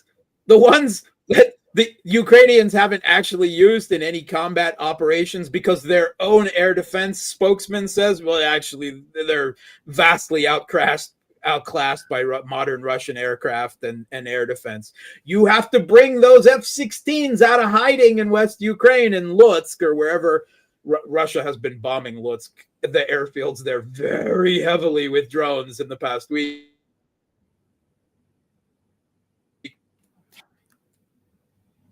Come on. But fire JASSM, move forward to launch JASSMs. Good luck with that. Good luck with that. You can't sell weapons to NATO that you don't have. Yes. Yes.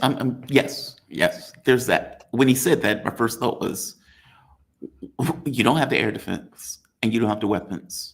So what are you really sending? Biden already emptied the Pentagon cupboard. If there was anything left that could have won the war, Biden would have already sent it. What's interesting to me in the context of what Trump is saying there is Budanov. So Budanov has come out, did an interview with Bloomberg, and has pointed out the war needs to end by 2025. And I was like, what? What are you talking about? Meaning to save the regime in Kiev. Yes. To save the regime in Kiev. By and the he end says of this, it's easy to do. And I'm like, what do you mean it's easy to do? Budanov is out of his mind in this, right? Yeah. I mean, how do we expect this to take place? Yeah, he was talking specifically meaning the U.S. getting more involved. He said there would have to be a three-way agreement on a ceasefire. He specifically said the U.S. with Russia. And so he's believing that the U.S. could force Russia to a ceasefire on U.S. and Kiev regime terms. Again, good luck with that. How does he expect that to take place if it hasn't already taken place? Budanov also at one point said that he would be vacationing in Crimea. So I don't know. I vacation in Crimea. I haven't seen Budanov there, so effectively take what Budanov's saying with a grain of salt. Yes. Okay. Yes. Fair enough. So all things being equal, Russia doesn't believe that Trump is going to put through the 500% sanctions, or if he does put through 500%, it's going to damage the U.S. more than it damages Russia. Then the war effort he's going to continues. damage the entire global economy, including that of his own base. Yes. So he doesn't believe it effectively. From this point on, though, Russia is looking for unconditional surrender. Is that fair to say? Yeah, I think that's already been the decision. I mean, there might still be hope that things will turn out otherwise, but increasingly, I think there is the understanding that at this point there is no other option. And I don't know frankly, I don't know that there will ever be an unconditional surrender. I think it will be a fight to the bitter end, and then a nasty, dirty guerrilla war out of Europe after that, which will lead right into the next war, direct war between NATO and Russia a few years down the line. To be clear, what I mean by unconditional surrender is collapse of the Ukrainian military and capability to fight the war. Mark, you are fantastic. We've covered everything. Thank you for this. I really do appreciate it, man. You be safe. Okay? Thanks for having me. And just so the audience will know, Mark Sleboda, International Relations Security Analyst. You can find Mark on Boosty at Realpolitik or The Realpolitik with Mark Sleboda. Even if you just put in his name, it will come up. Definitely check him out. He is fantastic. He gives this is just the taste. And I've said this on more than one occasion. You've been more right about this than pretty much anybody else in the, let's say, international relations explanation circuit. So thank you for this, Mark. You be safe, man. Thank you. All right, Mark Sleboda. Alex Krainer got here early, and I think he got here at like 8:15. Apparently, he had something going on, but there was no way to flip over to him. I'm hoping that he comes back. I'm going to give him until 9:15 to come back. That was his scheduled time to be here. So there's that. I wasn't going to intrude upon Mark for anybody. Mark has been fantastic. So there's that. But while we wait for Alex, something bizarre is going on with Trump. And Trump has gone nuclear on the whole Epstein thing. And the reason he's gone nuclear is for obvious reasons. His own base has been eating him alive on this very specific point of Epstein. Meaning even people who are cultists, even people who are true MAGA, who like Wandy, who's in my audience, who often points out, look, I did not sign up for this. I thought he was going to release the files. I am not for him expanding the war. This is a betrayal. This is not what we signed up for. So you have these people who have been effectively eating Donald Trump alive on this very point of Epstein. And let's be very blunt as to why. A man was having sex with children in mass and feeding those children to other grown men for them to satisfy their disgusting urges with kids who don't have the capability of consent. That's what we're talking about, adults fucking kids. And so you could imagine that people who feel some kind of way about pedophiles will say, hey, that's outrageous.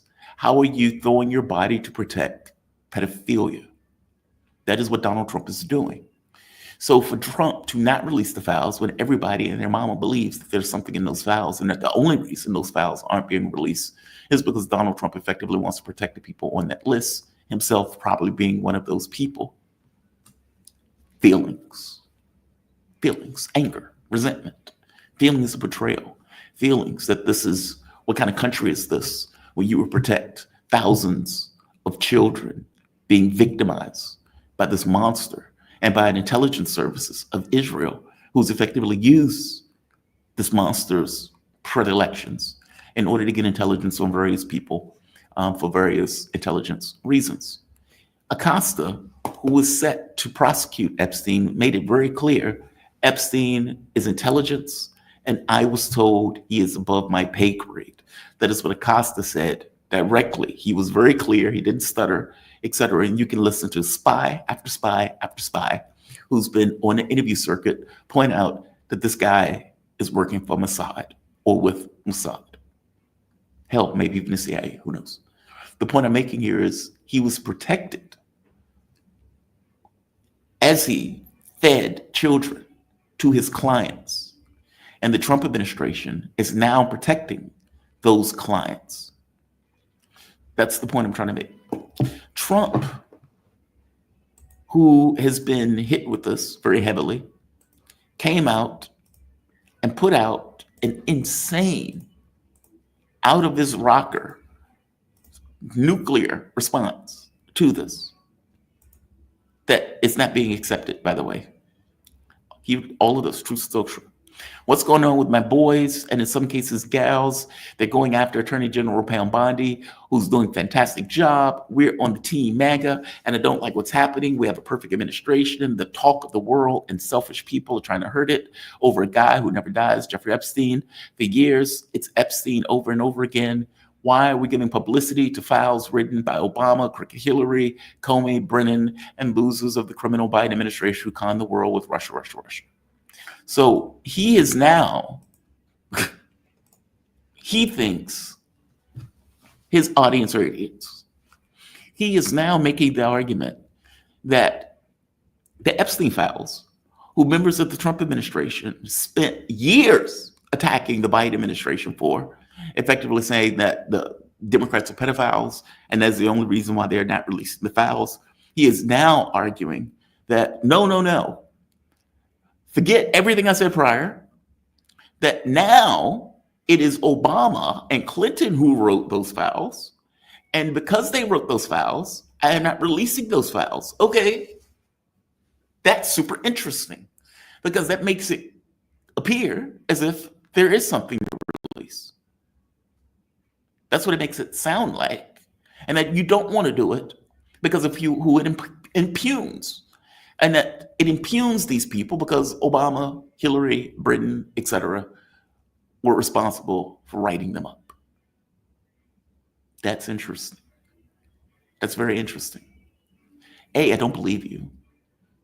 B, there probably are files.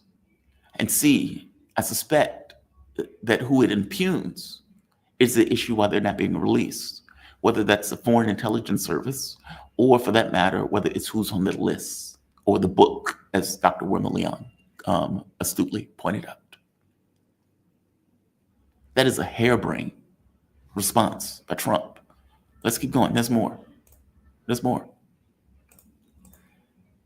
So right here, Russia's hoax 51, intelligence agents, the laptop from hell, and more. They created the Epstein files just like they created fake Hillary Clinton, Christopher Steele dossier that they used on me. And now my so-called friends are playing right into their hands. So just to be very clear, he is saying there is a file, there is a book, there is a list. That's what he's saying. They created the Epstein files. So there is a file, there is a list, there is a book, there is something that you're not disclosing and showing. Just like they created the Christopher Steele dossier. This dossier was an actual thing. Yes, it was created, but it was a thing. I'm trying to nail that down. I'm trying to beat that into the ground. If you are making the argument that there is something there, but that it was created by your enemies, then you have created a problem for yourself. Because people are not going to believe the enemy's part. They're going to believe the thing that is real. Oh, here he is. My man is here. Let me go to him. We are joined with the man himself, Alex Krainer. I am digging your hat. People always make fun of my hat. Screw those people. I have to go. I'm in competition with you now, officially. Are you? We always have these handsome-looking hats, and so I thought, thank you. I need to keep up with Jamal. I appreciate you calling it a handsome-looking hat because people often deride me for this hat, but I don't care what those people think. I like Don't this ask hat. me what this is for. I don't really know. I expropriated the hat from my son. Oh, have you? Yes. Have you? And just so the audience will know, Alex Krainer, he is founder of Krainer Analytics and creator of iSystem Trend Following. He has worked as a market analyst, researcher, trader, and hedge fund manager since 1996. You've been doing this for a very long time. He has authorized several books, including Mastering Uncertainty in Commodities Trading, The Grand Deception, and Alex Krainer's trend following Bible. Alex, before we start, I am curious on something. Donald Trump has opened up a tariff war once again on all of these countries. Europe, Brazil, Asian countries. China has been left off the list this time around because apparently there's a framework that they're working on. 50% for Brazil, I think 35% for Europe. And it's not like when Trump was asked about, hey, how are you coming up with these numbers? Effectively, he's just pulling them out of his ass. What is going on with this? I mean, this seems outrageous to me, and it doesn't even seem to necessarily follow any kind of market logic. It's just, for Brazil, I kind of get it. It seems like he's freaked out about Brexit. It doesn't follow any market logic. In fact, I think that the whole conflict with the BRICS is contrived for the purpose of introducing the tariffs. So why is he doing that?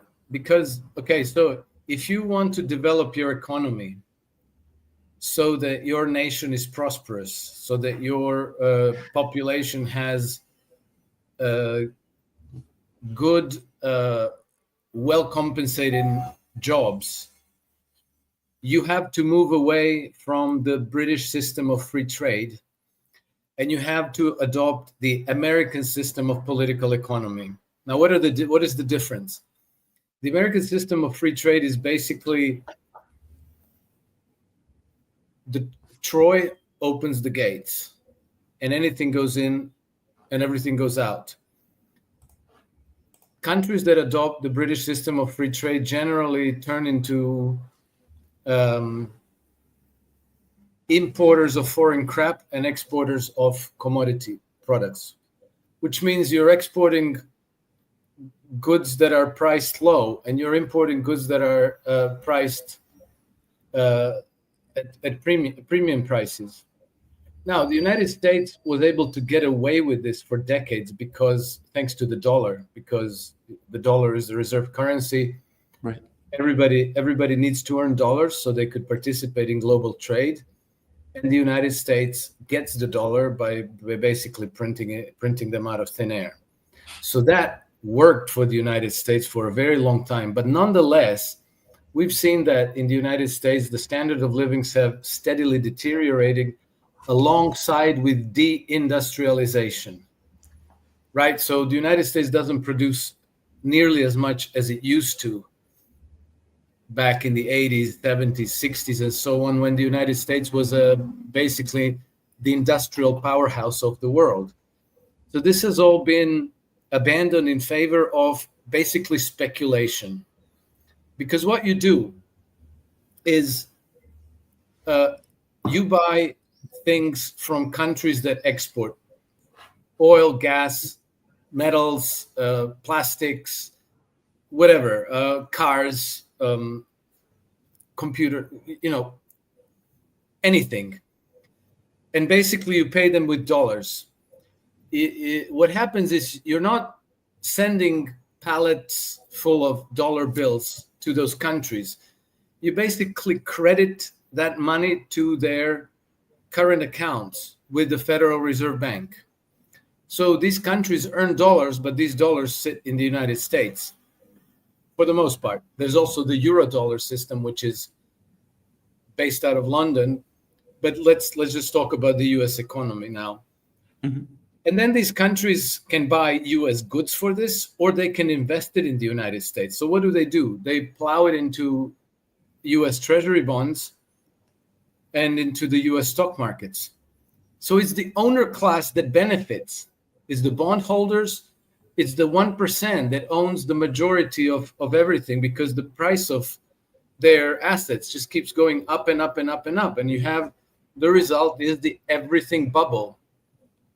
Real estate, stocks, bonds, everything's in a bubble. Everything is at or near, okay, the bonds are not anymore, but the equities are at 200-year highs, okay? And so what you want to do is you want to move away from that, and you want to reindustrialize your country so that people can start manufacturers and factories and start producing things that they can then export. Well, these manufacturers will create jobs, because in any economy, in any market economy in the world, small and medium-sized businesses generate about 70% of all employment. Mhm. And generally, manufacturing jobs are the well-paying jobs. It's where people get to take pride in what they created. You know, they create something, they improve it, they refine it, they innovate, and so on. And so Trump, I appreciate that today it's exceedingly easy to hate on Trump. And he's making it exceedingly easy in particular.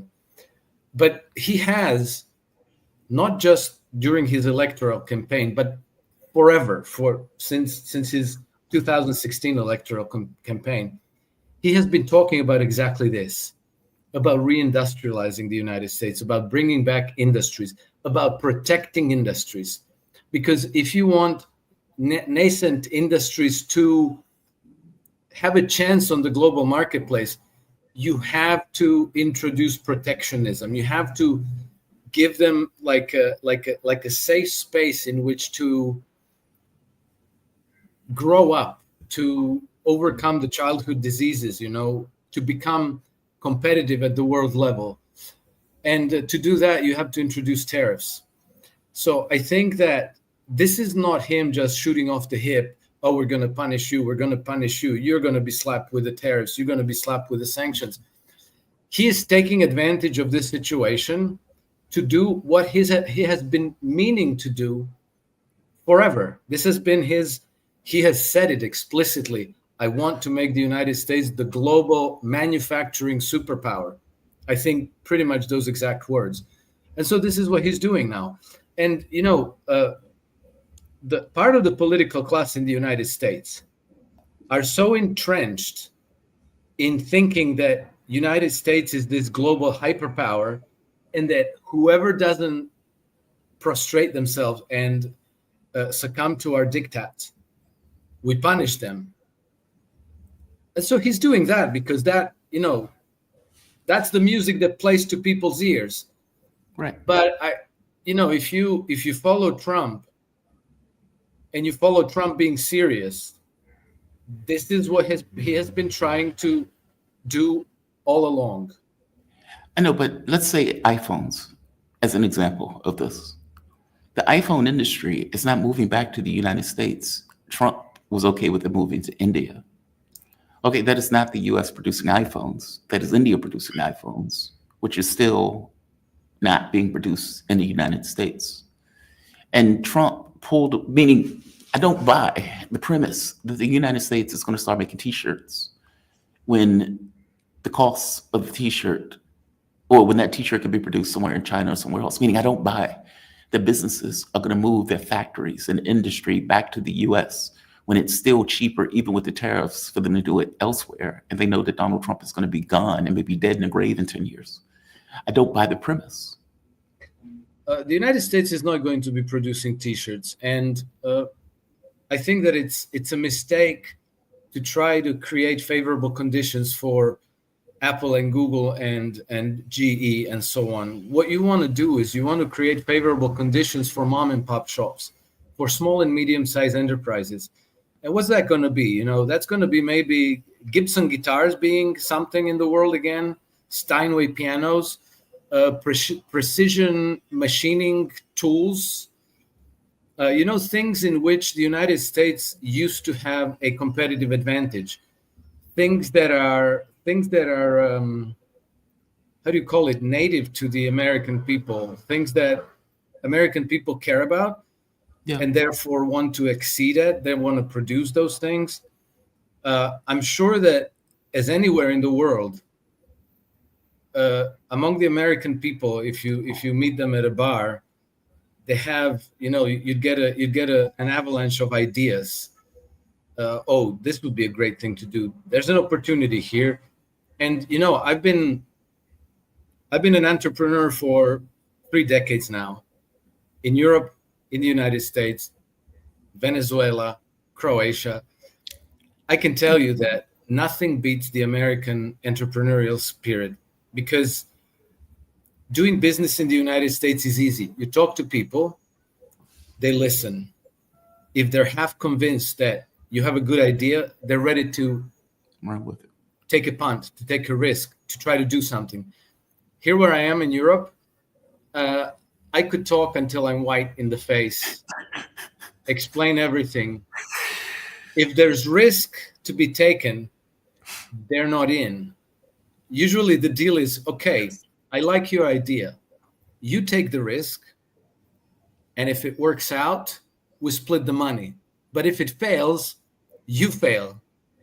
You know, like I just want the upside. No, America, it's really, and it's not just my experience. I've talked to many people about that in Europe because it's a common frustration. Mm-hmm. And the cultural divide is really sharp. So anyway, make the long story short, it's not going to be T-shirt. It doesn't have to be iPhones, but I guarantee you, among the 300 million Americans, there's probably 900 million ideas, and some of them are going to be brilliant. And if you have access to favorable financing, if you can get a long-term loan from your local or regional bank at favorable rates, I guarantee you there will be hundreds of thousands of entrepreneurs that already know how to make money. It can be oil drilling equipment. It can be, there's a lot of stuff that goes into a lot of different products that you and I don't even know about because we buy the whole thing. Right. But there's widgets in there that somebody had to engineer and make, and there's a global marketplace for that we don't see because it's between businesses. There's forever of that. Apple and Google and Hollywood and GE and General Motors. That's not necessarily where the jobs and the innovation and the prosperity is going to come from.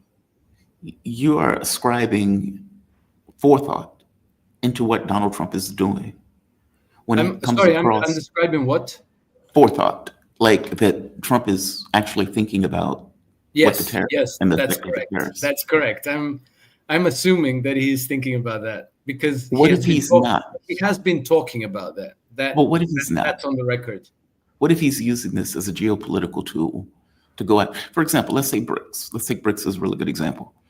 He has also been the only president talking about de-dollarization, and it clearly freaks him out.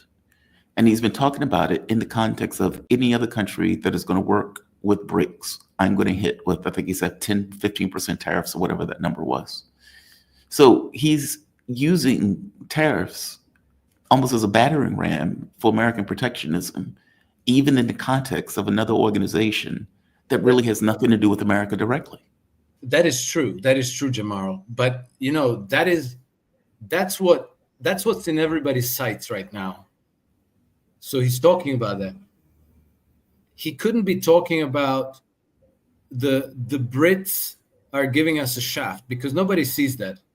You couldn't explain this to people, but I know that he knows that. I know 100% that he knows that. He couldn't touch into the sacred cow of European alliances, the German, the French, Paris, all these wonderful, lovely things, liberal democracies in Europe, So you shoot your ammunition at the target that presents itself. And, this is again, not a real battle. This is not a real war. This is like World Wrestling Federation kind of battle. You think so? Oh, yeah. Oh, I still disagree with you on this. Okay, go. But go ahead. I'm sorry. Go ahead. Go ahead. Make your argument. Make your case. Well,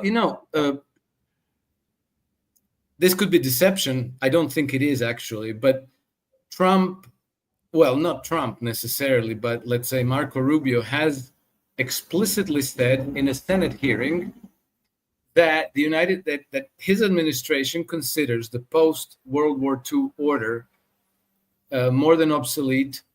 And he said that post-World War II order has been weaponized against the United States. Now, this is not an obvious thing to say, but it is absolutely true. And the fact that Rubio said it didn't come from Rubio. This is the policy position of the administration. Means that they understand it. They didn't, like they didn't ask AI to write randomly Rubio's speech by stringing a bunch of words together. This, words have meaning, and this is what he said.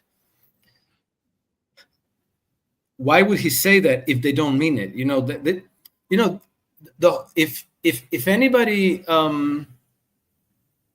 If anybody would try to imagine that this is like just an elaborate deception, I would ask them why. What's the point of this deception? The United States foreign policy has a very long continuity, and Trump could have just gone along in the same direction as the previous administration, and everybody would love him. There would be no need to push in the other way and get pushback in order to, again, go in the same direction. Do you know what I mean? It wouldn't make sense. He could just be great friends with, like he could show up on those gatherings when they bring together George W. Bush and Obama and Clinton and who was then next, Joe Biden, and they all like walk together like they're the bestest of friends. This doesn't happen with Trump, and it's not. It's for a reason. I know, but that's their point of view. Like when Letnick comes out and says we have big, beautiful turkeys or big, beautiful chickens or whatever the hell he was calling them, and he says, well, Europe doesn't take our chickens. I've been to Europe. I don't want them to take U.S. chickens. Yeah, that's true. That's very true. I wouldn't want to take American chickens either. In fact, exactly. I have to say, Jamal, I have to say, when I come to the United States, I have a hard time even eating because most of what you guys consider food there is something that I avoid. It's just, and that Europe makes illegal. And then Europe makes illegal. And then Europe makes illegal. Like there are certain chemicals correct. Europe just doesn't allow. Now, from Litnick's point of view, that is them keeping us out of their markets. That is Europe attacking America. Meaning that is the framing that they use in the economic sense when they are talking about the European Union. And from my point of view, we should be more like the European Union in regards to what we allow in our foods. Exactly. I agree wholeheartedly, Jamal. And I think that this has to be part of this reindustrialization because, so we're not just talking about great satanic mills, like big machines doing bam, bam, bam. It can be producing premium foods. Yes. It can be producing because you guys have a lot of land and a lot of that land is beautiful, productive, fertile agricultural land that could make, some of the world's best beef, some of the world's best chicken, some of the world's best pork. Why not? So I think that if entrepreneurs in agriculture also had access to favorable credit, then they would do this. If they would not do that. That's what I disagree with you about. You think they wouldn't? I know people who because would. they haven't. I know people who because would. they haven't. Like meaning, do you know why? But you know why? Because the system is money. rigged against them. The system is completely rigged in favor of the big agriculture that produce soybeans, corn, a little bit of wheat, a little bit of oats. I see a point. Really crap quality pork, really crap quality chicken, really crap quality beef. But if you break up those monopolies, if you break them up, and you allow small and medium-sized homesteads, small farmers, to grow food that they would feed to their family, then that will happen. And I'll have a bombshell for you later, because then, you're probably not gonna invite me anymore, but I'm gonna tell you to you anyway. Alex, you're always invited. No, I know. I'm teasing you. I know, but. I on Thursday last week, I was speaking with I was on a podcast with Susan Kokinda. Do you know who she is? Mm-mm. So Susan Kokinda is like she was a part of the LaRouche organization since 1971. She's very active in the Michigan Republican caucus, or whatever those organizations are. And so the thing that came up for discussion is exactly Donald Trump's frame of mind. Is he lost at sea? Is he confused? Is he a liar who got lost in his lies and doesn't even know where backwards is and where forward is? And so she has some direct experiences that she witnessed herself with Trump. Recently in the very late stages of the last electoral cycle, right? So he was in Michigan because this is obviously the key swing state, very important. And she was present at the event for the Republican caucus.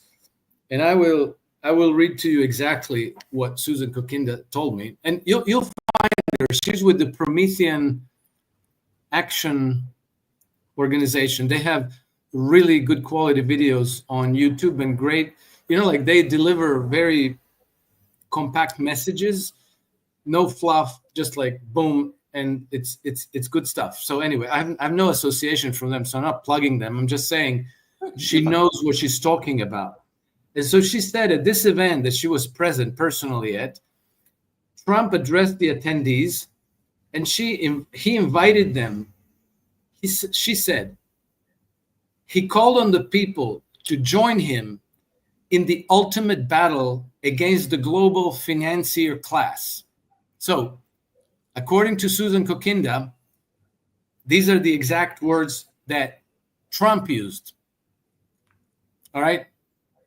So now, is that a deception, or does he mean business when he says this?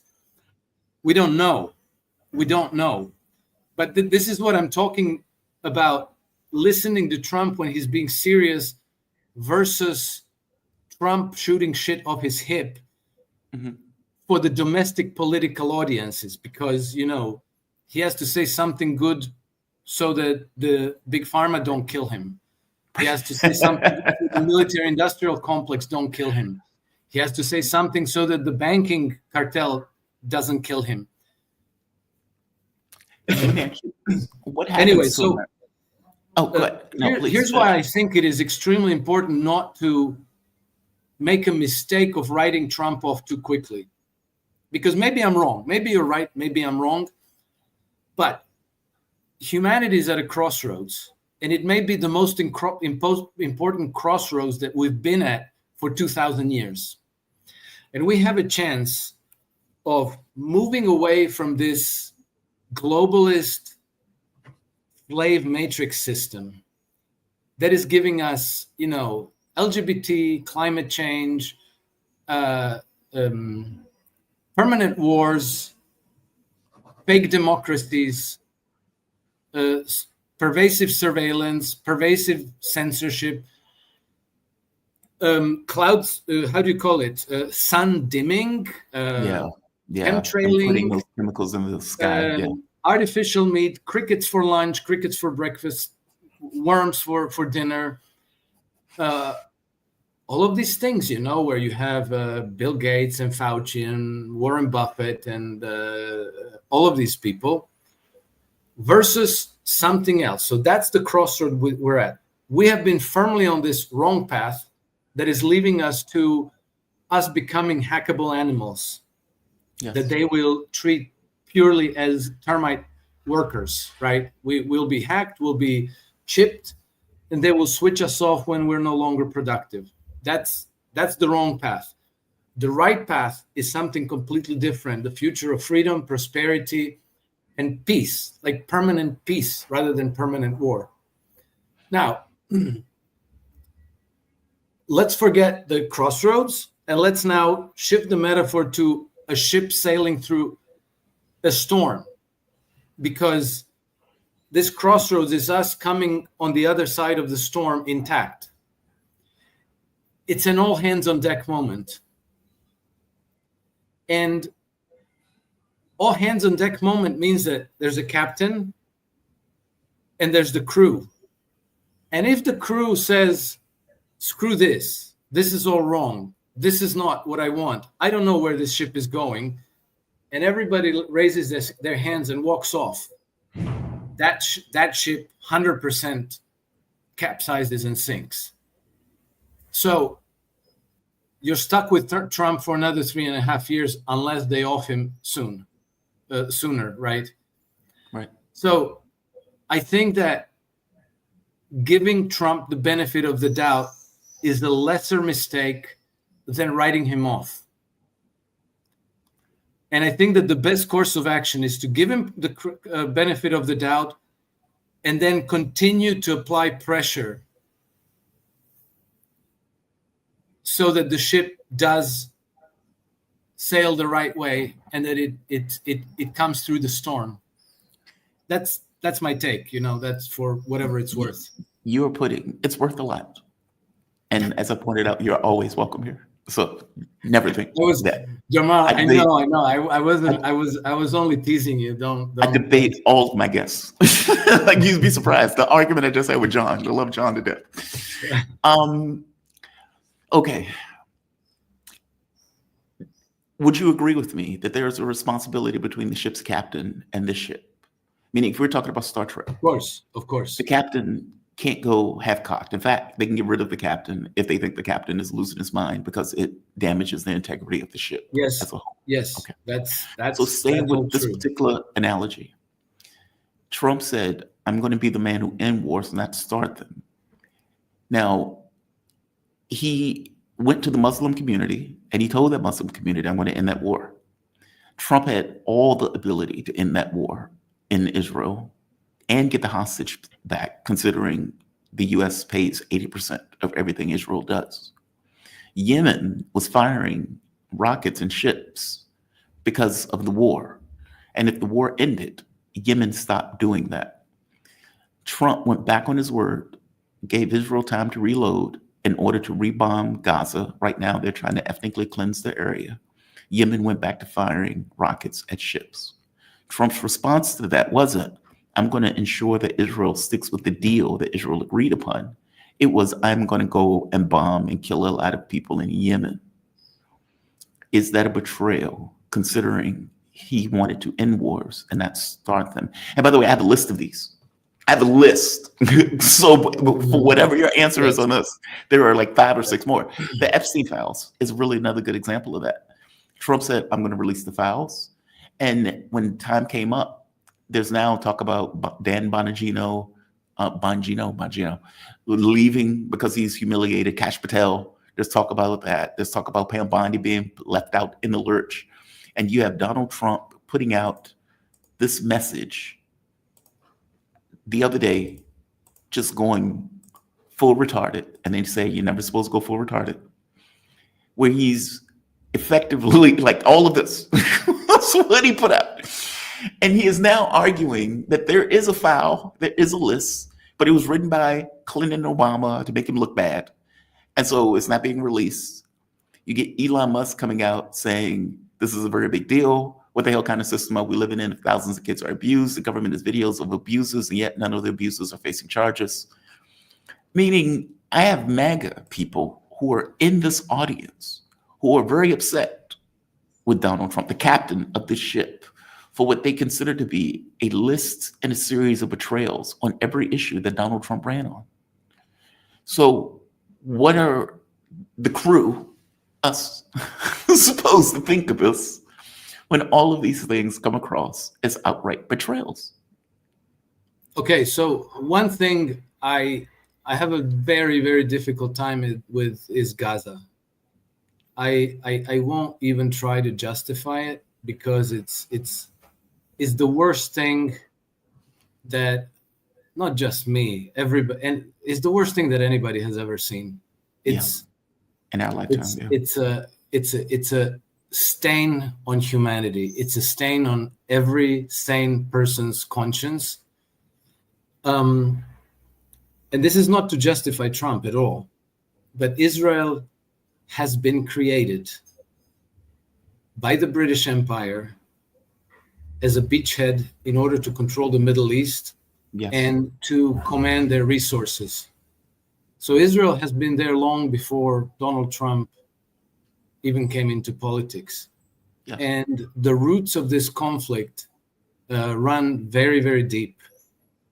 And the sole responsibility, well, primary responsibility, lies with the British foreign policy establishment. To this day, they didn't let this go. They didn't just turn this over to the United States.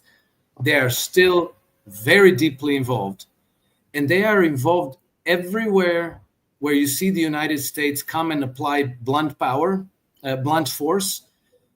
The Brits have been present for years, if not decades, setting the stage. And they only bring the Americans in if they need somebody to apply blunt force because they don't have a military practically, right? And so we have to take that into account. And that's a big Gordian knot to solve. I doubt that it would be possible for anybody to walk into the White House and then in less than 6 months to say, like, that's done. I don't know why the hell Trump made those promises in the first place. Because Trump is a flagrant habitual liar. That's Well, yeah, why. It's very straightforward. That's what I mean. Like, some of this stuff is very shallow and straightforward. And we pay 80% of that. That is true. And I think that is the reason why he's practically his own worst enemy. Because I don't know, I think that the messaging could be more subtle, more sophisticated, more clever, and he's just shooting shit off the hip and hitting all over the place. But a lot of these problems run a lot deeper. When he went to war against Yemen, that was 15th March, Operation Rough Rider. That was so profoundly idiotic, that at that time, I said, nobody is this stupid. This cannot be it. They've been bombing Yemen for more than 10 years now. They've been bombing the crap out of Yemen for more than 10 years. The Brits, the Saudis, the Israelis, the whole proxy war that was pushed again by Britain out of Saudi Arabia, right? Yes. We only hear the United States, but we don't hear the Brits. The BAE system, the British military contractor, had something like 6,000 or 7,000 employees in Saudi Arabia to maintain the planes. The engineers of that company gave statements saying that if we weren't here, this war couldn't continue for 7 days. This war couldn't. So they have been fueling and pumping the war on Yemen. But we only hear about the United States. It's the Americans, it's the Americans, it's the Americans. Why? Because the Brits also control the media in the United States as well.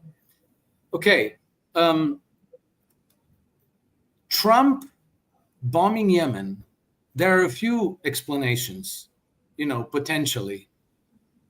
The dumbest one is that they thought they were going to defeat Ansar Allah. That's just beyond idiotic. Nobody, I swear, nobody's that dumb. Even Trump's dog is not that dumb.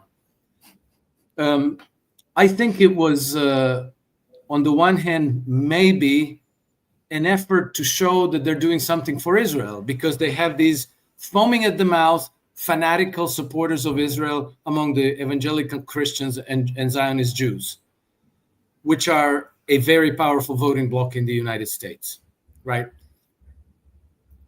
They wanted him to go to war against Iran. He did go to war against Iran. That's what I was about to interrupt. No, he didn't. No, that was World Wrestling Federation war. That was World Wrestling. Okay. They were like, look, we got to bomb something. We're going to bomb you here and here. He gave Israel the green 2 days. He gave Israel the green light to overthrow the Iranian government, and Trump was all on board for it during a negotiation, no less.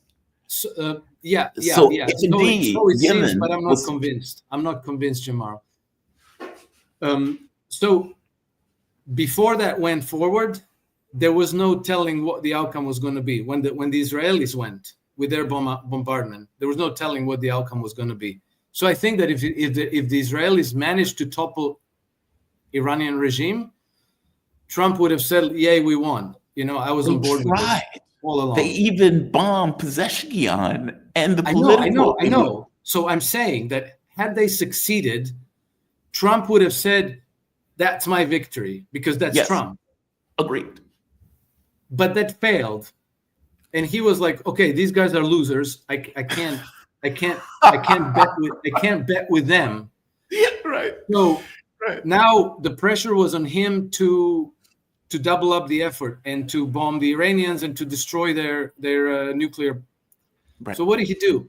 They talked and they said, like, look, we can't avoid this anymore. We're going to bomb you somewhere. So they were like, okay, well, you have 2 days to do whatever you have to do to evacuate your shit. So they did. Right. And before the United States got involved at all, I made this prediction. I said the United States is either not going to act, or if they act, it's going to be like a symbolic pre-telegraphed attack. Yeah. And the test of this will be if the Iranians respond with a symbolic pre-telegraphed retaliation. And that's exactly what happened. You're So right. 100% that happened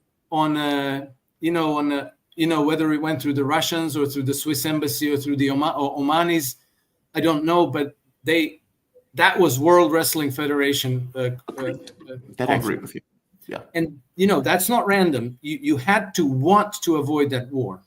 You had to want to avoid that war, to go through all the trouble, to, make things blow up, but nothing really changing. And then what did he do? He insisted, but like he's still insisting that Iranian nuclear program has been obliterated, right? That's what he says. Has it been obliterated? Probably not, but he's insisting that it was. Why? He wants it over with. Yes, exactly. He wants it over with because the Iranian nuclear program has been exactly the justification and the pretext for the Western powers to seek regime change in Iran, right? But they can't say that they're seeking regime change because we are democracies. We are all about human rights and all these wonderful things. So we have to pretend that we can't have Iranians have a nuclear bomb. That's like so dangerous that just like, anything but that. So that was the justification by saying that he completely obliterated it, the greatest military success in the history of the Milky Way galaxy. He removed the pretext. Do you understand? And now, how are you going to go regime change Iran if there's no more justification for it? By the way, I agree with you on this. You just burnt up your justification. Yeah, I've said this myself. So, I agree. That was a little bit clever, and I don't think that was random cleverness. That was premeditated cleverness, and I think it was discussed and agreed on with the Iranians because Trump doesn't want to go to war against Iran. So the bombs were as effective as the 2017 missile and rocket attack against Syria, when again, he found himself kind of painted into a corner. And then he called the Russian and said, like, 1 hour from now, we're launching a bunch of Tomahawks. Get out of the way. And then he launched, 50, 60 Tomahawks. And half of them never reached the target. And the other half landed in an empty lot. I think there was one casualty and nothing was destroyed.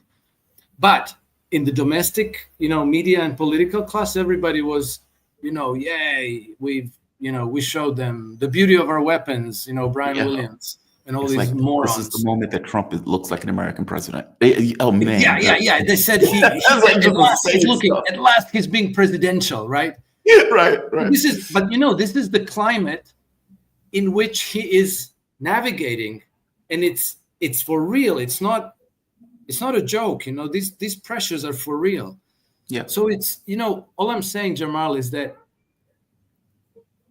I would be careful about writing him off too soon. And okay, so I had on Friday this very fascinating discussion with Ian Burlington, who is like a former Green Beret and reads history, analyzes things in a way that's unorthodox a little bit. And he said, like, Trump is at war, and it's a real war. And he's not. Ian Burlingame said, it's not the war against Iran. It's not a war against Russia and Ukraine. It's the war to dismantle the superstructure that this financial oligarchy has built up over centuries now, and which has resulted in a massive theft of the commons. So his interpretation, which actually happens to coincide with this thing that Susan Kokinda said, even though he and Susan Kokinda don't know each other, Ian Burlingame's interpretation is exactly what she said, that this is the war he's at. And inevitably you have to wage that kind of war by deception. Alex, how do you explain the big beautiful bill? Oh, the big beautiful bill. Okay. $1 trillion from Medicaid. The U.S. barely has a healthcare system in general. Social Security and Medicaid and Medicare in comparison to what Europe has is trash. My ex-girlfriend, Austrian, talked about, yeah, they're going to send me for my spa.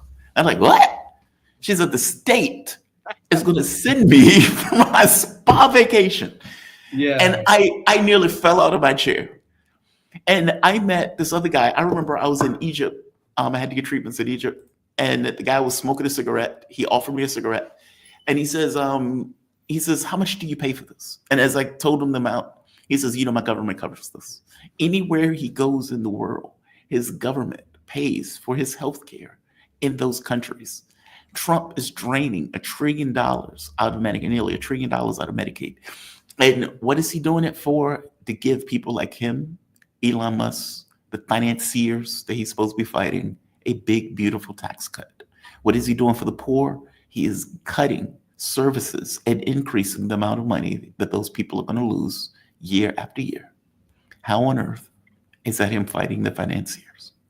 Okay, so everything you just said, I would double check, because you are also at the receiving end of psyops from the opposite side. So I can't now. This is the part that I won't be able to articulate. But in this discussion, I had just to be clear, Alex, I will tell you everything I'm saying is true. He is pulling nearly $800 billion out of $1 trillion out of Medicaid. No. The part that I doubt is who's going to be the beneficiary of this. Okay. Well, I'm telling you, I've seen the analysis. People who are at the bottom are going to lose benefits. The SNAP program. They're going to lose those, Jamal. They're going to lose those benefits anyway. It's not like the system is sustainable. It's not like the system is sustainable. The United States is bankrupt. It's not like he's undoing this wonderful system that has worked for the people. It's been getting worse and worse and worse and worse and worse for the ordinary people in the United States. A lot longer than since Donald Trump came to power. I know, but he's adding another, $5 trillion to the budget over the course of a year.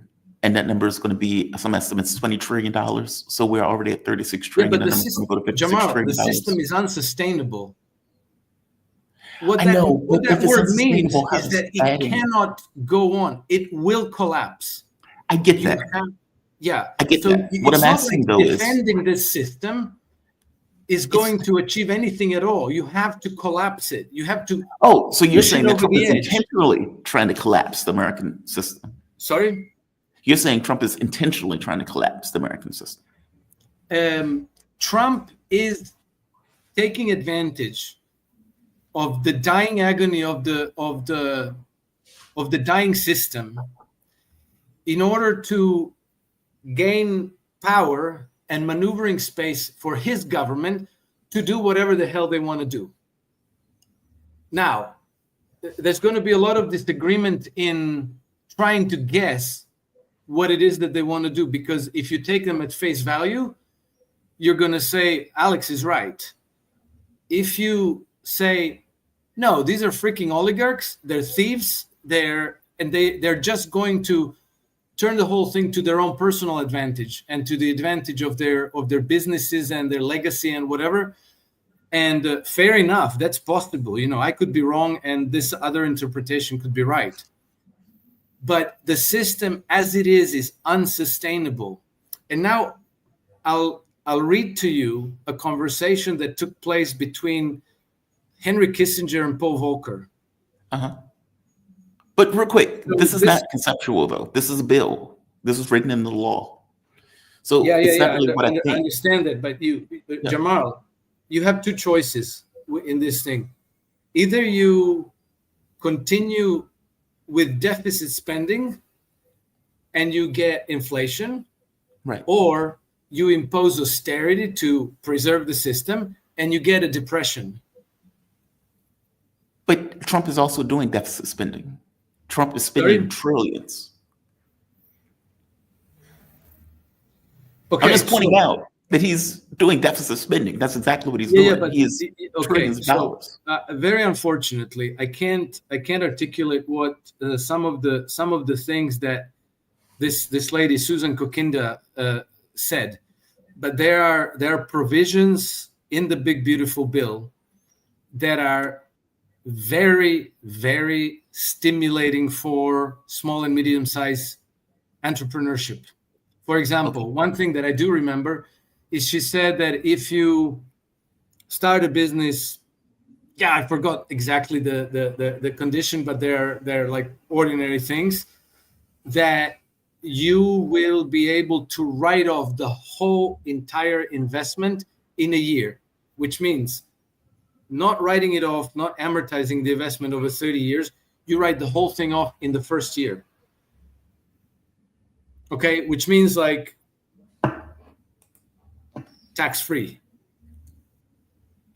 I'm Anyway, like skeptical of this, that. Okay. this deserves being looked into, because 100% what's now being shoved into the information space are probably the most negative interpretations of the bill, omitting certain things, making blowing up other things, and giving people generally a distorted impression of what the thing really is. So I haven't looked into the bill, so it might actually turn out that it's even worse than what you say. Fair enough. Fair enough. All I'm saying is that it deserves to be judged on its merit, which means that it needs to be looked into, and one has to be very careful about whose opinion you accept, because Trump has many enemies, and then he has a lot of there's always a lot of people who will take money from his enemies to say what his enemies want to come out. Anyway, okay, so Kissinger and Paul Volcker. So if we're talking about deficits and shit like that. So Kissinger, and this is in 1970, right? Before the Nixon shock, before the decoupling of dollar from gold in 1971. Yeah. So Kissinger asks Paul Volcker, how do we preserve our hegemony? And Paul Volcker says, he became the head of the Federal Reserve towards the end of 1970, so 9 years later. Paul Volcker says, the one thing we must not do is be German. We must not impose austerity. If we try to do that, to reverse the deficit, we'll have a big recession and lose hegemony. Instead, we must grow the deficits. It will be paid for by the foreigners. Okay, so that's I'm not saying that Trump is taking advice from Henry Kissinger. Well, Henry Kissinger's, Paul Volcker. I'm saying that that's how the system works. And if you're gonna say like, oh, we have to, be conservative, pay down the debts, reduce the deficits, and so on, fine, but you'll get a recession, 100%, and then you're done. You're going to lose the midterms, and you're going to lose, the elections in 4 years. Not Trump, but the Republic, his faction is going to lose in 4 years. And so he's perpetuating the same system that was in place, that has been in place since forever. And particularly since August 1971, when the U.S. dollar convertibility into gold was broken. He's not doing anything exceptional. That he did it in 2016. Biden has done it since 2020. Obama has done it before. Clinton has done it too, even though they kind of, oh yeah, Clinton he made surpluses by raiding Social Security. Everybody since Ronald Reagan has done the same, expanding deficit spending, piling on debt, and Trump is not doing anything very different now. It gives him power to allocate credit. It gives him the power to reshape the American political economy. Let's see what he does with it, because if he just gives a lot of money to Elon Musk, to himself, to his family, then crap, wasted opportunity. But if you see employment go up, if you see industries coming back to the United States, if you see entrepreneurship taking off, if you see credit allocation becoming available to small and medium-sized mom and pop shops, then maybe he's trying to do something right. But let's be careful not to mutiny before we really know what the captain's doing. You're muted.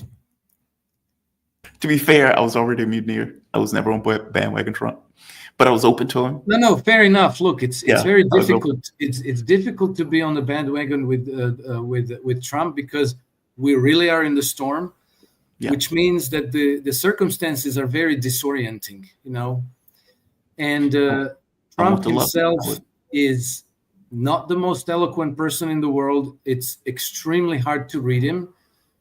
He comes across as impulsive. So he says one thing today and the opposite tomorrow.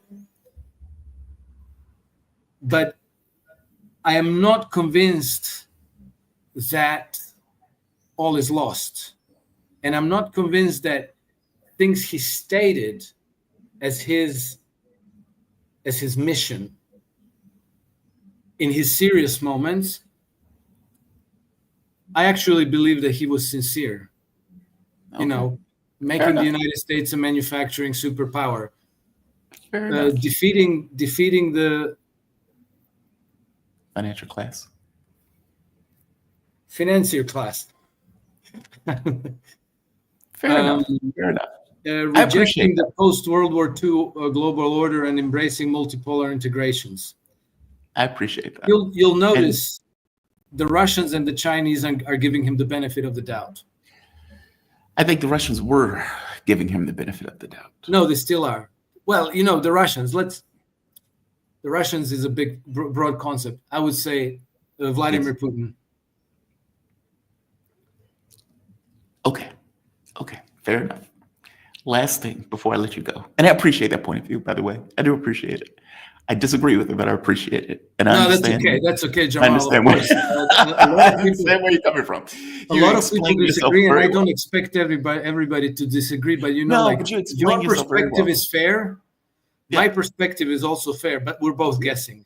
Yeah, you explain yourself very well. You make your case, and which is all I want. I want people to be able to make their case and give them space to do it.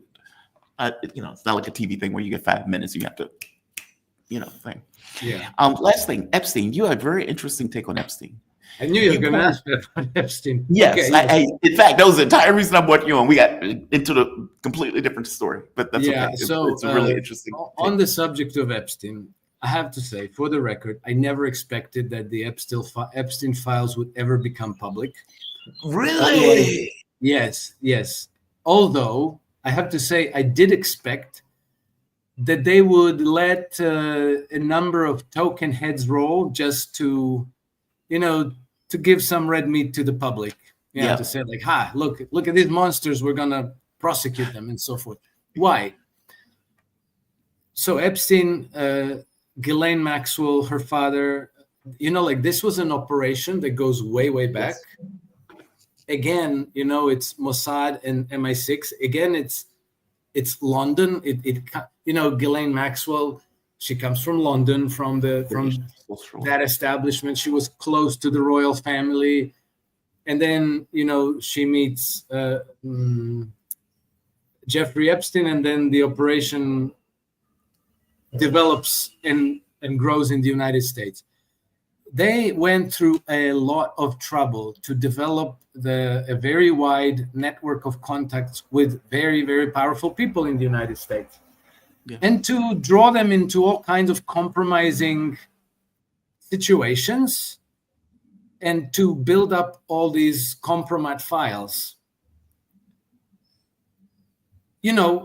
with some of the most powerful people in the world.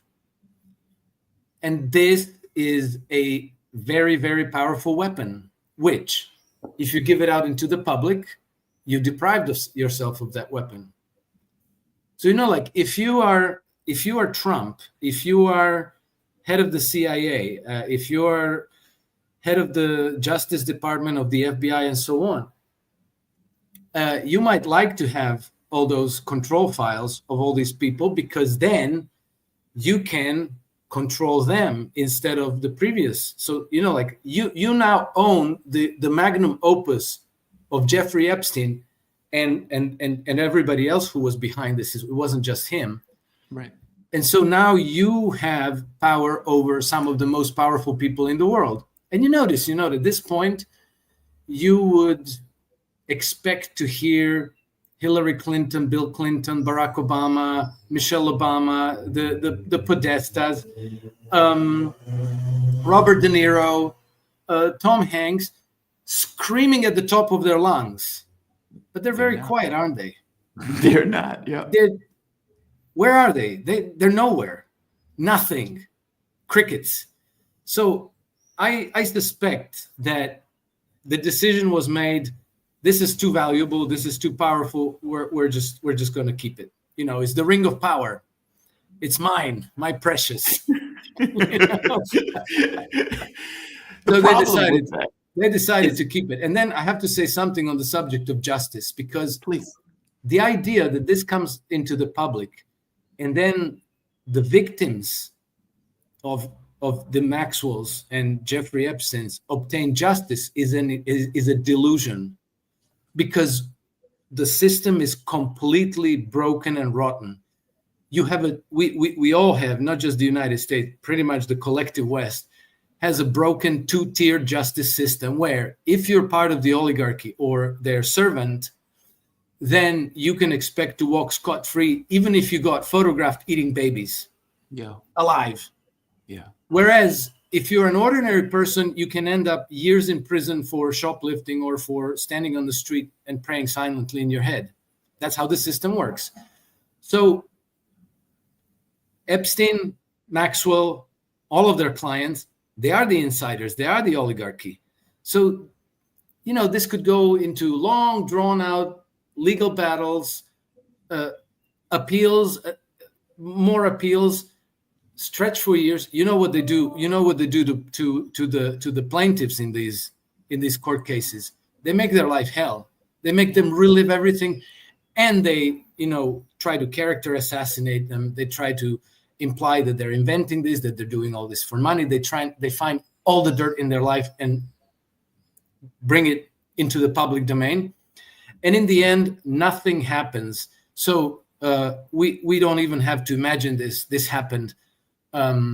Virginia Roberts, Virginia Griff, she brought a case against Prince Andrew, right, in 2021.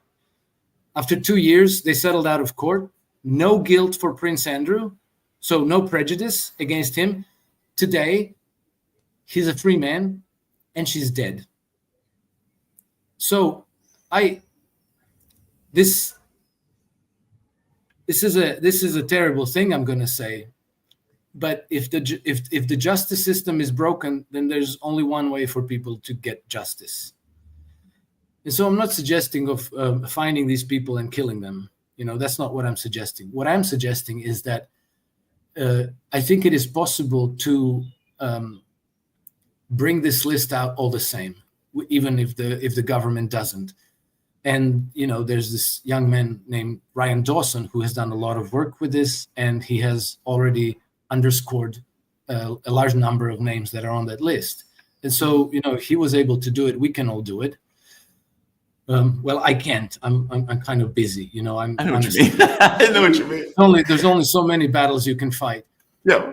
Like it's up to the people. That's what I'm saying. Like if we want justice, we can have it. We can name and shame all these people. But the idea that it's going to be one of those Matlock or Perry Mason moments, Your Honor, Not gonna it happen. doesn't happen. That happens in Hollywood. In reality, these people walk scot-free, and the victims remain victims. Only their life is made hell through the whole process. This is why I didn't expect anything from that list, and I expected only token heads to roll. Mm-hmm. So that's my take on it. So I had low expectations. So my disappointment is also relatively small about that whole issue. Alex, this was a fantastic breakdown, fantastic interview. You have always my appreciation, man. Thank you for this. Thank you, Jamal. Always a pleasure to join you. And I have to say, I really like my color. Completely uncoordinated, but it kind of works, especially when you put it in that frame with with those like professional looking news thingies. Yeah. Oh, right. With the bar. Yeah. It works like we already almost coordinated it in advance. And just so the audience would know, Alex Krainer, he is founder of Krainer Analytics and creator of the iSystem Trends Following. He has worked as a market analyst, researcher, trader, and hedge fund manager since 1996. I was literally just getting out of school, August of 1995. Great pleasure, Jamal. All the best to you, to your viewers, and all hands on deck. Stay alert. We're winning this one. Even if Trump is a fraud, we're winning this one. Alex, man, you be safe, okay? Have a good one, man. Thank you for this. Take care. Bye-bye. Bye-bye. All right. We have come to the end. We have come to the end.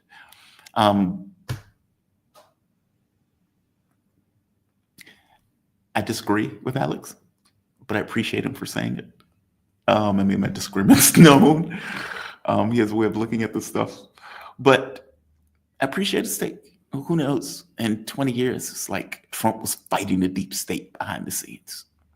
I just think this stuff is more straightforward in regards to it is what it is. Wanda USA, Jamal, I was extremely fortunate to learn about Zionism and Rothschild prior to 9/11 via poor Alex Jones. Once the internet got scrubbed and controlled after 9/11, sucks. Wealth mode Alex week. It's funny. Alex Jones, though, somebody better check on him because after the Epstein thing, it looks like he was going to off himself. I have said on more than one occasion, 50% of what Alex Jones says is right. The other 50% is just out of his mind, which is why I think people listen to Alex Jones, because the 50% that is right makes you think that the other part might have logic to it. Alex Jones is one of the best actors that I've ever seen in my life. And why do I say actors? He is, from my point of view, maybe I'm wrong, he is a character of himself. It's like, I'm a dude playing a dude disguised as another dude. That's Jones. And he commands the microphone in an effectively good way. And the reason why I say this, after Donald Trump bombed Syria, Jones went on his podcast and gave a monologue seemingly off the top of his head. There was no notes. It didn't seem like anything was written down. And he was fire.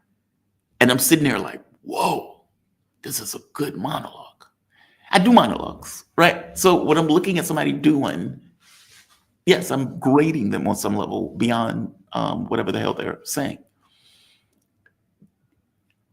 It was impressive. was impressive. And I think he went for like 30 minutes. And he slowed down a little bit at one part, but at another part, he right back up.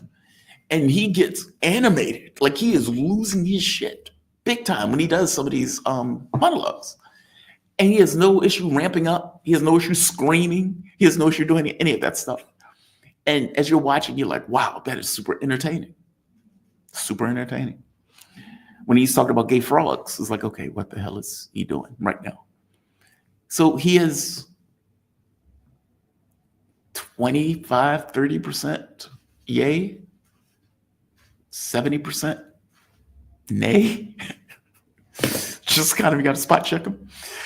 But yes, I understand where you're coming from, Wandy. I understand where you're coming from. Let's see, Wandy, this Blark. Okay, Blark. So appreciative of your work, Jamal. You've been such a valuable resource of info for me for the past 7 years. Well, thank you for that. I appreciate that. Your moral compass is on point. Nothing but respect and love. Free Palestine. P.S. Moral compass. I love that. Moral compass. Your moral authority. I just want to be right. That's all. I just want to be right. I just want to be right. And I guess people say, what does right mean in this case? Look, I guess from my point of view, at the end of it all, I want to be a good man.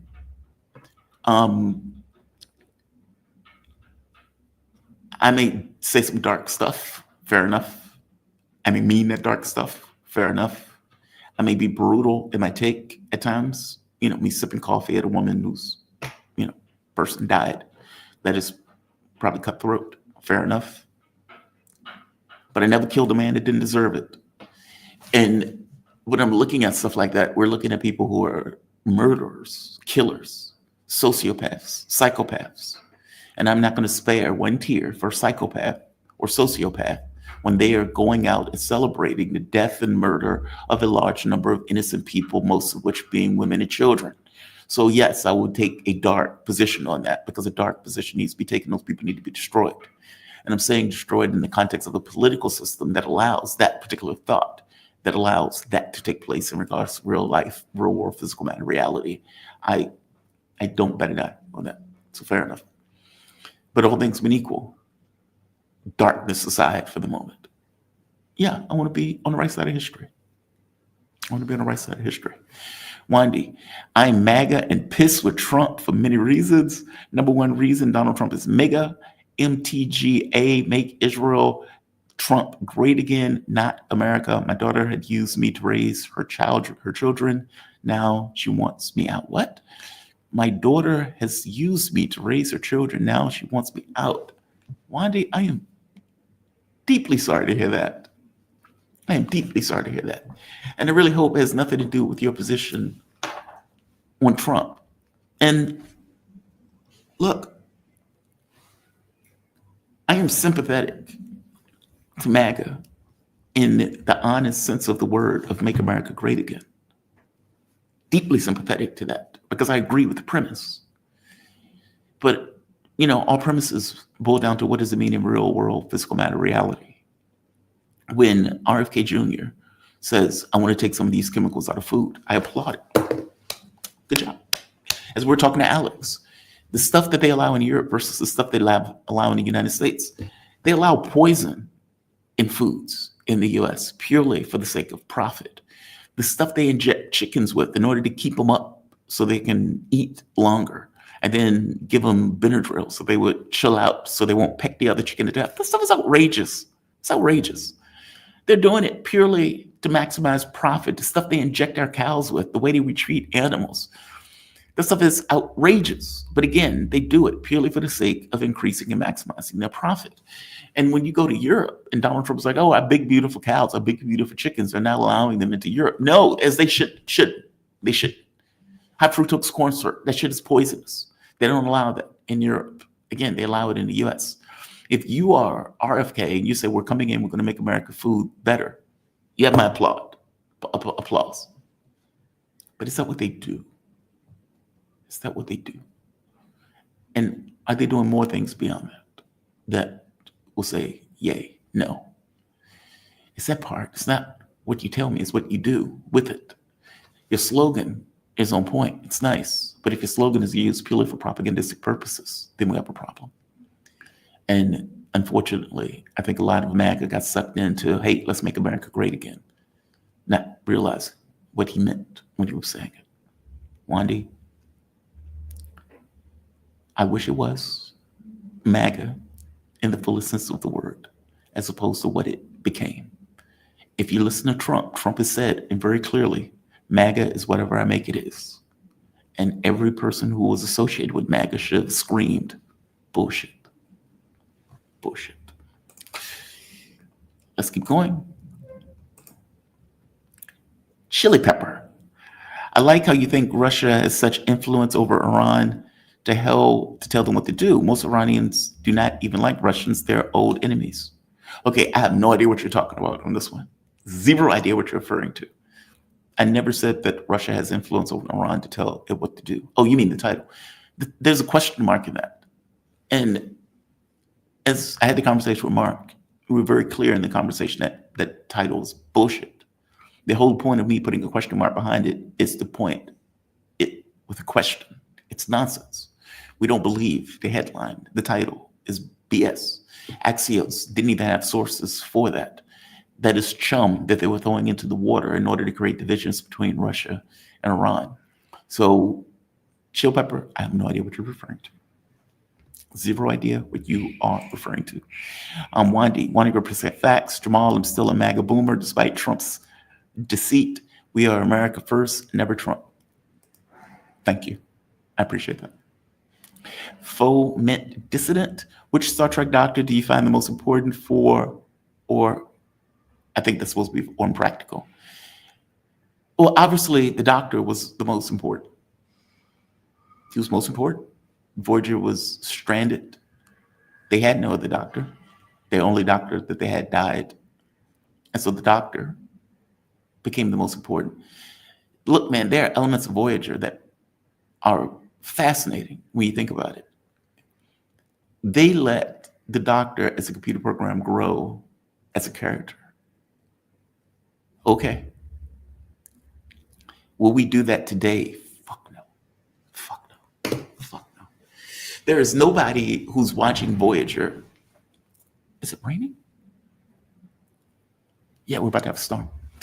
There's nobody at palm trees, just flip it up. And I don't hear birds. Here, you hear, so when I was in Albania, at 4:30 in the morning, like clockwork, the rooster would go bananas. He would lose it. Like, I don't know what they're injecting that thing, but that thing would lose it. Clockwork every morning, 4:30. 4:30. Here, they don't have roosters, they have birds. And these birds squawk, like literal squawk.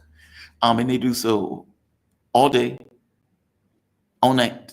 And by the time you get to about 4:30, 5 a.m. in the morning, there's an uptick in how loud they get. Usually, I leave the door open, the door to the balcony open because of the breeze. It stays hot here. It's like 90 degrees every day.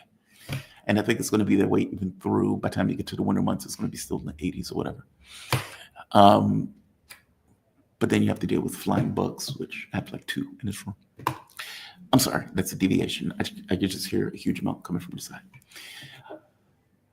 I give it to the doctor. The question is, should Janeway have let the doctor develop his program in the way that it developed? That is a more interesting question. I don't know how many people would have done that. Don't know how many people would have done that, even in the Star Trek universe, these lefties. I'm divided. Personally, I like it when the doctor sings. I like the fact that the doctor expanded because on some level, you needed him to be able to ingratiate himself to the crew in a way that made sense. And developing his program was one of the ways to do it. Having him getting into relationships is fucking outrageous. Doctor. The holographic doctor engaging in sexual relationships is outrageous. I'm sorry. It just is. It just is. It's like when you're looking at his program, you're like, he's having sex with so-and-so? And keep in mind, all that stuff is recorded. It's not like anything that the doctor does is somehow blocked off. You can go through all of his data records because all of every memory at that point is just a bit of code somewhere that's being saved. So anybody that the doctor's flirting with, hitting on, or having sex with, you have a complete video archive of the doctor doing those things. The doctor creating a family is outrageous. Giving himself a code, kind of interesting. But again, it's like, I'm sorry, I'm going on a rant. Personally, the doctor was one of my favorite characters. In fact, one of my favorite characters in all of Star Trek. Janeway is also. I didn't care about anybody else on Voyager, though. Tuvix, I would have killed on a heartbeat. I wouldn't have thought twice about it, nor would I have had any sympathy over it. I don't know who this weirdo random thing is. Where's Tuvok and Neelix? Bring them back. Bring them back. I would kill this thing in a heartbeat. That is, you have plenty of channels. Yes, I'm going on a rant about this. There are plenty of channels that are all over social media who have done videos on Tuvix, and they act as if Janeway was somehow wrong for killing Tuvix. Janeway was not wrong. That rando was an experiment or was a transporter accident. No more, no less. Just because he can talk, just because he can reason, doesn't matter. It is not a difficult thing to end Tuvix's life in order to get your crew members back. You have a responsibility to your crew members, not to whatever weirdo Tuvix is. Yes, I feel very strongly about that. Mooney Rose, are you sure you're not a Cleon posing as a human being? I am very sure, Mooney. I'm very sure. Not a Manchurian candidate. I promise you. I promise you. I promise you. Jamal, you're speaking to the wealthy Alex Jones, which is contrary to poor Alex. On another point, after living in Europe, USA food made me sick. Wandy, USA. Americans don't get that, Wandy. They honest to God don't get that. I'm trying to figure out how to explain this. As an American, and as a very choicey American, I'm choicey about my food choices. Not choicey because I have good food, but just choicey. I've just always been that way. When you go to an American grocery store, it is massive. And when my ex went to the grocery store with me, she was like, oh my God. Well, she was shocked by how big grocery stores were. Like these big, beautiful stores with these big lights. And there's a grocery aisle, purely of bread. And there are 40, 50 different versions of bread. And then you go to these other aisles and there's all of these products. And then you go, like, I go to Albania and I'm like, where's my store? Where's the store? I need a store. And there's like, there's a store. It's like, that's not a store. That's a hole in the wall. There's a store. Now they may have American type stores, but those American type stores are still not like American stores. The number of products and everything else tend to be less. But your food choices tend to be better. Now, what I mean by that is when you are getting, the food is going to taste different, of course, because you're in a different country. And some of it is because they just don't allow the same stuff in the products. So if you get a soda, it's going to have sugar. It's not going to have high fructose corn syrup. If you get barbecue sauce, it will have sugar. It's not going to have high fructose corn syrup. There is a modest change in taste, but you're going to get a modest change in taste because you're in a different country. The flavors are going to be different by definition. I'm trying to point out that what they allow in American foods is not the same as what they allow in foods in Europe. RFK Jr., when he first got in office, pointed out that there were hundreds of products or hundreds of chemicals that they allow in US foods, wherein what they call generally recognized as safe. Whereas in Europe, I think he said it was like 8. Hundreds to like 8. So the food is making you sick. Even putting fluoride in the water is weird. How much fluoride does an individual get on the course of a day? Who knows? How much water does any random individual drink over the course of a day? Well, you don't even know how much water an individual drinks, so you can't necessarily know the amount of fluoride that the person is getting in their diet. Now, we assume that fluoride is great for teeth. Maybe, maybe not. That's not necessarily an assumption that other countries make. I'm saying because this stuff is built upon capitalistic intent, how do you maximize your profit? As opposed to, how do you maximize health? What do you get are poor outcomes? Americans live 10 years less. Part of that has to do because of our healthcare system is trash in comparison to, let's say, something like Europe. And it's not trash all around. There is something to be said about being able to get a procedure as opposed to having waiting a period of time, but there's still a period of time where you wait. Very rarely is it, okay, we've diagnosed this and now we're going to do the procedure tomorrow, unless it's an emergency. That doesn't usually happen. And I'm saying our criticism of Europe in regards to, well, people have to wait longer. Yeah, but they live 10 years longer also. You have to deal with that fact. So yes, you're absolutely right. We do stuff to our food that is to the detriment of Americans in a way that Europeans seem to care more about their citizenry. Don't get me wrong. Europe has its own other issues. Agreed. 1,000% agreed. 1,000% agreed. The way they're decimating their economies and all of this other stuff for this, Russophobia. Fair enough. But when it comes down to healthcare, they do it better. I would tell you this. There are certain medications that I have to get wherever I go. And if I can't get those medications, my trip ends brutally and quickly. Not because I'll die, but it's a pain issue. I fucked up a lot as a kid. In the US, when you get those medications, if you have insurance, you pay, I don't know, 50, 60 bucks with insurance. When I was in Europe and got those medications, I think it was like 13 bucks without insurance. In Malaysia, something similar. It was much cheaper. When I went to the doctor's office, because they wouldn't take my American prescription, I think the visit was 10 bucks. I think I paid 20 bucks with insurance as a copay when I was in the States. I'm saying some of this stuff is robbery. The way we do healthcare is robbery. I'm pretty sure there's a way we can do this in an American way that allows us to keep the things that we like and get rid of the things that are to our detriment. And from the standpoint of food, yeah, we could be better.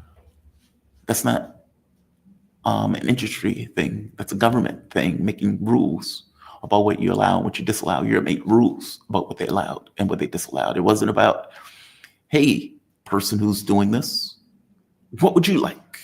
It was, what is in the best interest of Europeans regarding chemicals that you put in the foods. We could do the same. We don't do the same. We just don't do it. All right. Oh, we have one more. Foment Dissident, I greatly appreciate you. Orc, what? Your clarity and candor are awesome and beautiful. And another Black man, I'm proud of you. And again, appreciate your work. Well, thank you, Foment Dissident. Thank you for that. Thank you for that. I do appreciate that. It's not about being, it's just being a person, I think. I'm at the very least trying to be a person. Clarity is easy on genocide. Clarity is very easy on genocide. The Russian thing is just being honest. Okay, did we provoke a war? Didn't we? Yay or nay? And it's obviously yes. Iran, I don't really care about internally for what governments are doing. I care more so about what we're doing to those governments. From my point of view, if you leave governments to their devices, people will strive towards freedom. That is my point of view. You can say it's ideological, but I don't think it entirely is. I think it's something people who push towards a certain light. And that light that they push towards is, we want more freedom. We want more capability of action and movement, more freedom of movement. Let's say it in that way. And I mean freedom of movement in regards to their latitude of freedoms in a particular country. Leave them to their devices. They will move in a particular direction. But that's not what we are doing. We're doing something else. And we are a force for evil in this world, and that needs to change. It doesn't have to be that way. It just is. I'm going to end this here. I'm going to say like. I'm going to say share. I am going to say subscribe. Get us Berletic. I will hit Brian up, and I will see if he's willing to come on this week. I usually try to bring him on twice a month. I don't want to overdo him. But you'll have a fantastic evening, all right?